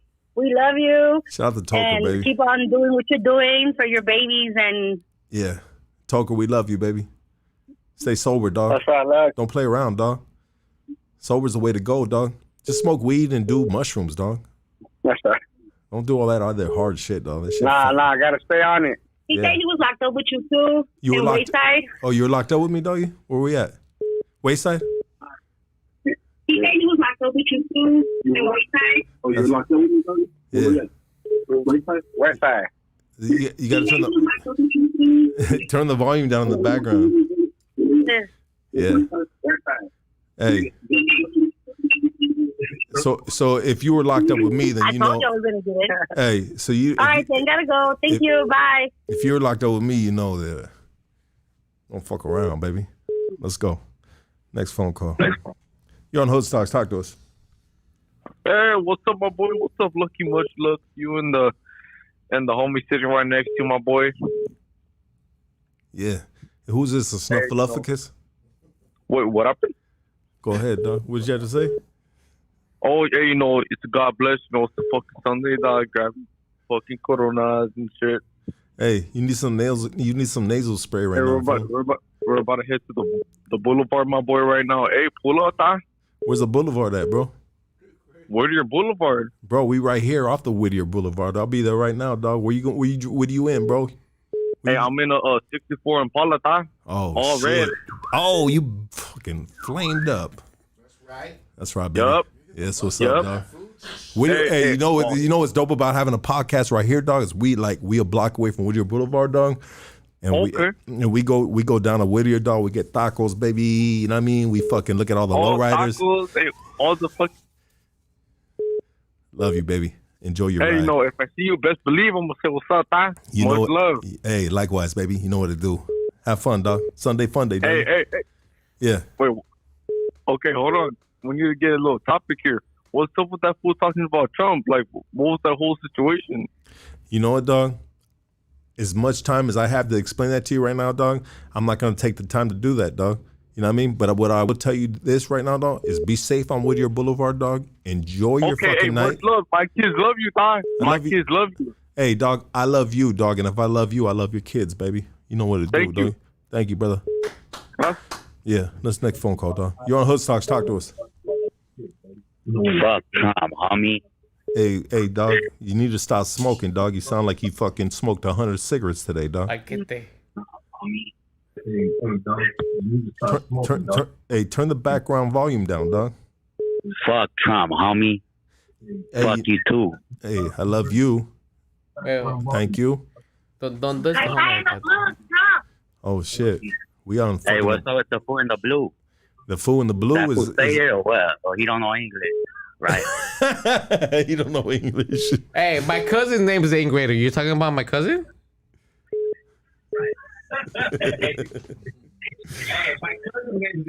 Turn the volume down in the background, bro. Straight up, dog. Love you guys, dog. You know what? Goonies are the fucking sickest, dog. You on Hood Stocks? Talk to us. Hello? Hey, what's up, Lucky? Hey, what's up, homie? What up, dog? Hey, how about you come pick up your fucking son, homie? You hear him in the background? Wait, what? Man, y'all fucking ugly son of a bitch. Damn. Like that, hey, dog. shut the fuck up. Your dad's coming right now. You gotta feed this motherfucker. You ain't right, dog. Ugly ass German Shepherd ass. Don't be like that, dude. Hey, I just wanted to tell you. Yeah. Just wanted to tell you look cute in those little shorts, bro. I got little shorts on, dog. I know, bro, the knee. I see that. They're cargo shorts, dog. Costco, baby. Hey, what about homeboy in the blue calling everybody out for a fade, though? Hey, you know, I'm about to catch it. You know, you made I'm it. about to catch. You know, you made it when you shop at Costco, dog. Nah, the homie's passionate, bro. And I believe, homie, that he would catch the fade if the dude would roll up, dog. I will. I mean, honestly, dog, if the dude rolled up, dog, he would have no choice but to catch the fade. Right here in the Hood Stocks. I'll put him in a cell with me. One bunk, one pillow. Oh, damn. I have you on the tight. Hey, but he said one bunk, one pillow. Homie said one bunk, one pillow, dog. Enjoy this, bro. Hey, come get your boy, bro. I'll let you go. Mama G, I love you, dog. Thank you, dog. These fools are fools, dog. Yo, on Hood Stocks, talk to us. Can I get a moment of your time? Can I get a moment of your time? Smoke a little. What's up? What's up, Lucky? It's Wolfie, homie. What up, Wolfie, baby? Wolfie's in the house. I love Wolfie, dog. What's up, Alex? Wolfie been calling for 1,000,000 years, dog, and we've only been around for a couple. You know, dog, you guys been on a whole nother level with all this political. It's like crazy, dog. I give you up. It's necessary, dog. You know why it's necessary, dog? Because it opens your mind up to the world, bro. And there's a lot of cats right here that follow this podcast, dog, and they don't watch the news, dog. All right, cool. Don't watch the news. But after you watch this podcast, it may make you want to watch the fucking news and see what's going on in the world. And we promote awareness for the good and the bad of whatever fucking side you stand on, dog. You know what I mean? Like, this is what we do, dog. I mean, we are an imperfect community, and we will have debates. We will have arguments. We will call each other's names, dog, but we will not fold. Why? Because we're not made like that, and we will just keep it pushing. Baby Wolfie, I love you, doggy. Thank you for calling in, brother. We're gonna Wait, no, don't hang up on me yet, dog. I wanna say, I appreciate what you guys got going on. Especially Alex, you jump from the audio side to political, and you know what? Me myself, though, I used to, be in the hood like an individual, but shout out to some of them GBIs out there. I understand how you explain how because in my hood, all my neighborhood, we fucking went through one side, and we had to split up, dog, because we're from a crew. I'll tell my IHP gangsters. But other than that, I appreciate what you guys got going on, dog.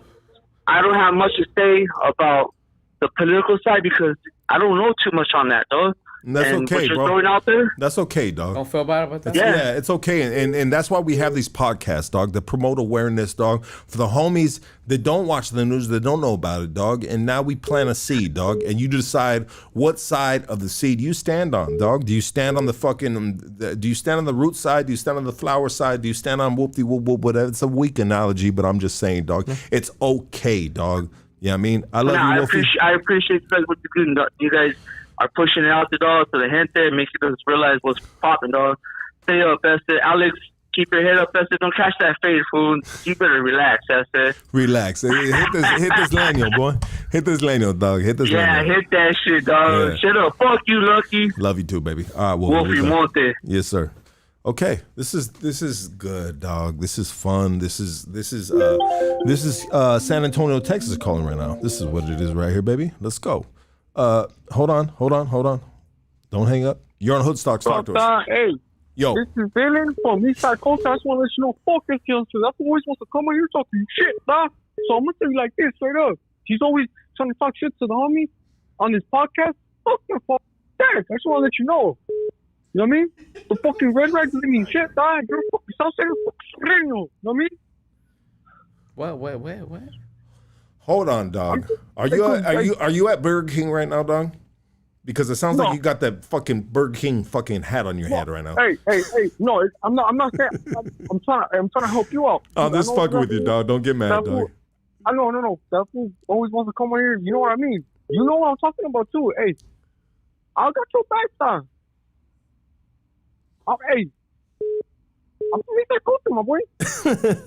My boy, I love you, dog. I don't know. Hey, I don't know that. Hey, youngster, fuck that fool, dog. No, Youngster's a good dude, dog, and we're gonna leave it at that, dog. We ain't talking shit about other homies right here, dog. I love you, dog. We going to the next phone call, dog. Youngster from Eastside Colton is the homie, dog. Hey, you're on Hoodstocks. Talk to us. Hey, what's up, Lucky? What up, baby? Talk to us. You got the homie Alex right here, and everybody's giving him shit, dog. Are you gonna fucking? Are you with them or are you not against them, dog? What is it? I'm against this dude, bro. Let me say something, Alex. Hey, Alex, do yourself a favor, bro. Next time you go on the show, don't get all pedo, bro, because you're talking dumb shit, bro. Are you pedo? You're talking about the stupid shit, bro. You know what, bro? All that victim mentality, bro, that you got called out on, that's straight up truth, bro. You know, bro, tell me one fucking thing Biden has done for it, bro. One. Wait, I'll tell you right now. So, he implemented the VAWA Act. You know what that is?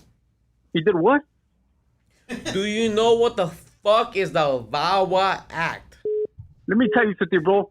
What did he do when he was in there with Joe Biden? Wait a minute. Yes or no? Wait a minute. When he was, who deported more immigrants, bro? And the 8 years they were in there, him and Obama, bro. Him and Obama did it, bro. Hey, who signed? Wait a minute. Who signed the prison reform, bro, to get blacks and Hispanics out of prison? Trump did it, bro. If gas prices were up there as they were right now under Trump, you would be bitching and crying, blaming Trump. But because it's your boy Biden, you make all these fucking excuses, bro. You know what, bro? You look stupid up there, all pedo, talking all that dumb shit, bro. Do yourself a favor. Next time, drink some water, bro, because you don't represent Raza, bro. It's embarrassing to see your ass up there, bro. Embarrassing. Okay, are you done? Straight up, bro. Straight up, you fucking embarrassed us, bro. Let me guess. You fucking identify as Latinx, right? The Latinx. That's fucking embarrassing. Let me know when you're done. I'm done. Go ahead. Give me some of your CNN talking points, bro. Let me know when you're done with your Fox News talking points. Yeah, bro. Bro, you don't want to measure brain sizes, Let bro. me fucking know when you're done with bro. Let me know when you're done with your Fox News talking points. Hey, bro, you look dumb up there talking about your cat, your All right, face. well, let me know when you're done. Let me know when you're done with your Fox News. Oh, go ahead, talking dog. points. Go ahead. I'll let you spill your All right. bullshit. Go ahead. So I'll tell you something straight up right now, okay? Talking to the mic, dog. All right, hold up. Speak up, homeboy. Scoot up to the mic. You gonna let me talk? Hey, look, you cut him off, bro. It's embarrassing, dog. Let him talk, dog. Go ahead, All right, dog. so let me see. Go ahead, homie. I'm listening. So Joe Biden became a senator back in the 70s, and Yeah, he's a racist motherfucker too, bro. he lost his wife and his daughter. Fuck. Hold on, let him talk, dog. He lost his daughter in a car accident, right? And then he implemented the VAWA Act in 1994, right? And I understand he had to fucking take a deal with the whole fucking Crimination Act or whatever, or locking up other people, but at the same time that the VAWA Act, which is VAWA, the Violence Against Women Act, 1994, because of the shit that he implemented, bro, from 1994 to 2010, violence against women were deducted by 63%. Because I don't know if you know this, man, that back in the day when women were getting beat up by their boyfriends and their husbands, they had no laws to protect them. Do you know that? They literally so have. what does that mean, though, bro? We already know. We already know that. Hold on. Let me talk, homie. Let me talk, youngin. So I'm gonna tell you right now. So Youngin, so they literally had to use a law against animals to protect women back in the 1960s, 1970s, right? So when I found out back in 2015 that Joe Biden was the one that he did all that, right? I knew that this motherfucker was gonna be something big in this country, because no matter what, this motherfucker always kept his hands clean. Oh yeah, hey, so hold on. Let me talk. Wait. Let me talk. Homie, let me talk, dog. I'm a fucking convicted felon. I've been a city commissioner. I know what I'm doing. All I'm trying to say is that this motherfucker stepped in when he became the vice president for fucking Obama back in 2009. Hold on. I'm trying to say this. Let me talk, dog. Bro, this is all you got. Hold on. Dog. So you think. So now you think. So hold on. You know what? Let's go to this call. Let's go to this. I just cut him off right now. I just cut him off. Youngster from Eastside Colden's on the line. What up, my G? What's up, Lux? You know how I called in, my G? Yeah, I know. You heard your name, baby. Go ahead. Hey, look, I'm not even going to call and talk shit, bro, but to your guests you out there, let me just say one thing. 1994, the VAWA Act was signed actually by Bill Clinton, September 21st, bro. It wasn't Joe Biden, for one. Let's get that part correct. It is. Joe Biden had nothing to do with the VAWA. That was President Bill Clinton, bro. But the VAWA Act was implemented by Joe Biden, where it reduced domestic violence cases against women by 63%. It was signed by Bill Clinton, not Joe Biden, bro. He was a senator at the same time, bro. So a lot of our raza, a lot of the homies, we fucking keep thinking that we could get away with fucking abusing women. So I'm done with that shit. Hold on. Now, you're talking. First, you're talking about raza, bro. You were playing victim of this and that. Let's get one thing straight. When the fuck was Listen, everybody, domestic violence, bro, because by all races, homie. All races. It's not just Rasa, bro. So don't say our Rasa thought it was okay to beat up on women, homie, because we don't agree with that shit. That's just not allowed in our Rasa, homie. That's for one, bro. Second, as far as socialism, calling people out, saying what socialism, this and that, I agree with you on that, bro. I know what socialism is. And you're absolutely right, homie. I believe that the community should be the ones to regulate over it. It's just a theory, homie. So at the end of the day, yeah, we should bring our own businesses and we should make our own communities upon ourselves, not the people coming in and taking them over. But as far as you saying you're for the vendors and all that, I just want to ask you what you know about the event that happened over this weekend in San Pedro, bro. With the vendor down there with the you were there? Yeah, good. Then I salute you. Okay, then I salute you on that, bro. Whole event. All right, that's good. We had over 1,000 people show up. All right, that's good and all, bro. But I just want to ask you this though. My whole thing about when you saying you don't believe in the Bible and all that, I'm not trying to bring back old shit. But before that, you quoted the Bible, bro, and you said the Bible says be prepared for the new world order. So if you don't believe in the Bible, then why are you going to push that narrative you just said before that, 10 minutes before? You said, the Bible talks about the new world order, so you're contradicting everything you're saying, bro. All right, look, I'm going to say this one thing. You know what? I have my own beliefs, but I want my people, like my homies, right? They just got out of jail, right? But you're quoting the Bible, so I'm asking you, bro. Hold on. Let me say something real quick, yeah? Don't speak, doggy. I'm just Go ahead. Okay, I'm gonna say this. I have homies who like literally like got off like 15, right? I would never, even though I have my own belief system about what I am, right? And I believe in God. If they are believing in God, and that's what brings them to like a new prosperity and like a new fucking human beings, I'm gonna look the other way. I'm gonna look the other way because I want them to succeed. I want them to succeed, bro. And like you have to understand that, like, and if that makes me being fake because I don't tell them what I truly feel, then I'll be fake all the way, bro. Because I want them to survive. Okay, let me just say this: you're one person just as I am, bro, and your voice is your voice, my voice is my voice. But you're basically saying right now you're gonna lie and tell someone what they want to hear, not what they need to hear. That's not for the raza, bro. That's just being negative right there. If they're going through drug addiction, if you really care about your people, bro, I am gonna lie to them. I am gonna fucking lie to them. I'm not yelling at you, bro. I'm not yelling at you. Don't yell at me, bro.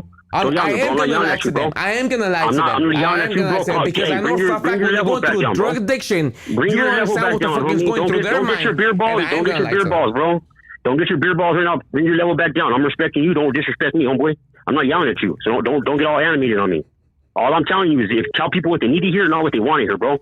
Straight facts. They don't like it, oh well, it is what it is. Just like you said, rest in peace to your brother, homie. I lost a brother. I lost two brothers, actually, bro. My little brother killed himself 2012, hung himself, bro. I found him in my garage. Older brother was killed in 2004, homie. I lost my little son in 10 years old, bro, in 2009. So I know about loss, homeboy. That ain't nothing to me, bro. But at the end of the day, I don't make an excuse for all that. I can sit there and cry about it and say, oh, fuck, I want to kill myself as well. Child, homie. I made mistakes I made, went to prison, did whatever I did, but I'm still pushing, bro. I'm still out here. But I'm not going to lie to my people, homie. So what do you want me to do? But hold on. And as far as you talking about, you didn't graduate high school, this and that, I'm not knocking nobody, bro. I got my GED in prison, homie. You know what I'm saying? So I'm not knocking anybody who didn't graduate high school. But all I got to say is this. You push on your Facebook, homeboy. Yeah, look your Facebook up, bro. You quote Malcolm X, homie, talking about education is key, and that's the future right there. If you're going to push education and get education yourself, homie, what do you got to show? People are going to not trust your validation, your background, because you can't even, you have to go down the path, homie, yourself before you can tell someone else to walk down that path, bro, straight up. You know what I mean? So don't push education if you're not getting it yourself. You can do online classes. There's all kinds of ways to go about it. So I understand you're busy trying to be a city commissioner, but you have something back you up, bro, because you want to represent the people. What do you want to do? Behind you, then better do things that you're trying to push everybody else to do, bro. Don't tell everybody else what to do without doing it yourself, homie. That's all I'm saying. So can I ask you a question? Go ahead. How old are you?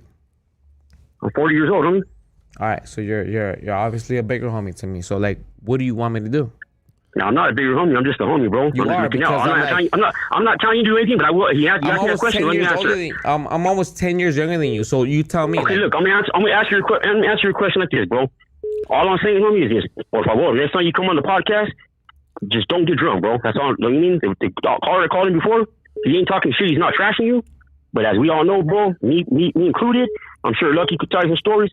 We've all been there, bro, but sometimes there's a time where you just got to come correct, bro. If you're trying to represent yourself as a good person, just do it sober, bro. That's all I'm saying. As far as education, all right, can I tell you something? Homie? All right, can I tell you something? Yeah. Go ahead. We grew up traumatized. So who are you to tell me that I am not to come here to do an interview? I didn't say anything about coming to an interview, bro. After I have been struggling with PTSD when it comes to all certain levels, bro. Hey, and I feel for you, bro. And I feel for you, bro. And I'm sorry you go through that. Hold on. We have to be transparent. And I thought 10 times. I thought about it 10 times to come over here because of that. Because of what exactly what you're saying. You're right. But I'm not going to wait till I'm situated and when I think that I'm perfect to come to this podcast, to think that I'm perfect to talk about things that I think I'm a know-it-all. I am not. I am far. Transparent dude right here, dog. Way far. He's not. He's saying he doesn't have everything correct, bro. I don't. I am. You know what? And I'm gonna live by this. Hey, respect you for admitting that, bro. That's a real man right there, homie. If when I look back at myself a year from now, and if myself from a year before me, we're in 2022. if I look back at myself in 2021, if that Edin Enamorado doesn't embarrass me from 2021, and I'm not doing it. You're not growing, baby. You're not growing, dog. You're not growing. Hey, my boy Youngster from Eastside Coda, dog. Bro, you just fucked me up right now, dog. And shout out to all the homies that are paying attention to politics, bro. Shout out to my boys that have an argument with the homie right here, dog. You guys are well thought out individuals, and I love dog. you all, every single one of you, man. Exactly. And I love you guys too, dog. I really do. Youngster, I love you, baby. We gone. Next phone call. You're on Hood Stocks. Talk to us. Yo, man. Turn the volume down in the background. Turn the volume down in the background. Oh, yeah, and let's change the energy. Give the homie a little bit of love, bro. You know what I mean? You guys are shitting on him way too hard, dog. Oh, yeah. And it takes balls. It takes balls to be up here, bro. It takes balls to be up here and take all this flack, dog. And this dude's got the nuts, dog. And I believe if somebody pulled up for a fade, he would take the fade, dog. Give him a little bit of respect, dog, for being on this platform and talking his shit, dog, and being a target right now, bro. Give him a little something, dog. I mean, talk to him with respect, dog. For sure, and you know we're faded. You know he's faded. You know I'm faded, bro. You know what I mean? Like, be easy, bro. Is all I'm saying, dog. No, this ain't no negative shit. There's just a straight up question though. Go ahead. But not. So the question is like, have you heard about this new? I don't know. It's like some new immunity law or some type of act like bullshit that is dealing with the border patrol and everything, and like how they're pretty much just getting away with all this other bullshit that it's just like nefarious stuff. You heard anything about that? Like in what certain way? I don't understand what you're trying to say. Mysterious way, like this. No, like there's been like some legislation going on where like border patrol is going to get more I guess like immunity in like how they move and stuff. Okay. Like there's not going to be any consequences for shit if it goes wrong. I'll keep it simple. It's I'm very against it. I am against it because Border Patrol has been implemented since 2003.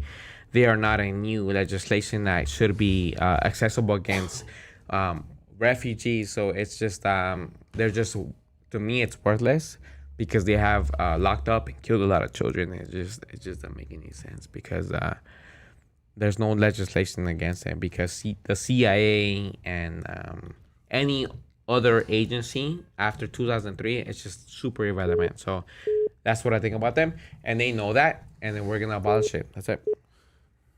Last phone call. You're on Hood Stocks. Talk to us. Hey, Lucky. Yes. You made him sign the waiver, right? You better not take this one down. Why would I take this one down, dog? I'm just saying, bro. I'm just saying. Is this a fire podcast or what? Oh, for sure, bro. You already know. If everybody thinks it's a fire podcast, I want to see fire emojis go up on that chat line, baby. You know what I mean? And you know what it takes? It takes. Let me tell you this right now, dog. This boy, if you believe him, if you are with him or not, dog, this boy's got nuts, dog. This boy's got nuts. You're gonna keep it no matter if I was intoxicated. It doesn't matter because I am passionate about this shit. I'm not gonna take it down. Like other people have done interviews with him, and I am at the end of my wits, man. He's look at that fire emojis go up, baby. Yeah. If this is a fire emoji, blaze that bitch up, dog. That's what I love you motherfuckers about, dog. You know what I mean? Like, bro, this is not getting taken down, dog. And the waiver is signed by a handshake. And we need to talk about what happened today. Let's talk about what happened today. Hey, let's quit the phone calls and let's talk about what happened today. I love you, my boy. Thank you for calling. Go ahead, dog. Let's talk about what happened today.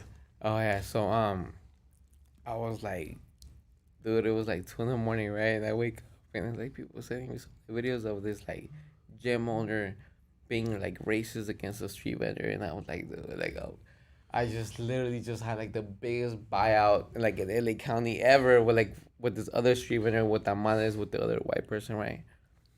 But as I start looking deep into it, right, it's this street vendor that was trying to sell inside of a gym where the employees had gained access for her. They said it was okay for her to sell. And there was this racist Armenian dude named what was his name, babe? Yeah, a cop. So we exposed him, and then this morning we drove out there, and we found out that he had just like beat up a girl who was his employee, and we went out to his company, and he wasn't nowhere to be found. And I talked to his wife, and she told me that he had like literally beat her up so many times, bro. He's just like this rich dude who owns like 20 businesses in LA County. And what can I do? Yeah, absolutely, dog. I want everybody to give it up for Alex right here, dog. You know what I mean? We've been drinking a lot. You know what I mean? We've had a good time. If you haven't liked this, subscribe, tell a friend. You know, but I want to, leaving out of this podcast, bro, is there any last thoughts that you'd like to leave everybody with? Just that, like, stand up for your community, whatever's happening around your city, and then just expose these motherfuckers that are doing this to our street vendors. That's it. Absolutely. Everybody give it for Alex, baby. You know what I mean? You know, it takes a lot of nuts to come on here and take all this heat from everybody. And it really blows my mind on the where we stand on in regards to like politically with the community, the Goonies. You know what I mean? These guys really, you guys really impressed me today, dog. You know what I mean? With your stance and with your comments towards him, and he's really impressed me too on, you know, just everything. Like everything in general, dog, has been just really on point, and these conversations need to be had. And it's okay, dog. I mean, this isn't the end of the world. We don't have to catch all these fades. You know what I mean? And we will figure this shit out as we go. You know what I mean? And you might stand here, and the homie might stand there, but that doesn't make us enemies, dog. That doesn't make us enemies, because a lot of us were brought up from the same side of the fence. And with that said, I love you guys. Hood stocks, baby. We'll catch you on the next episode.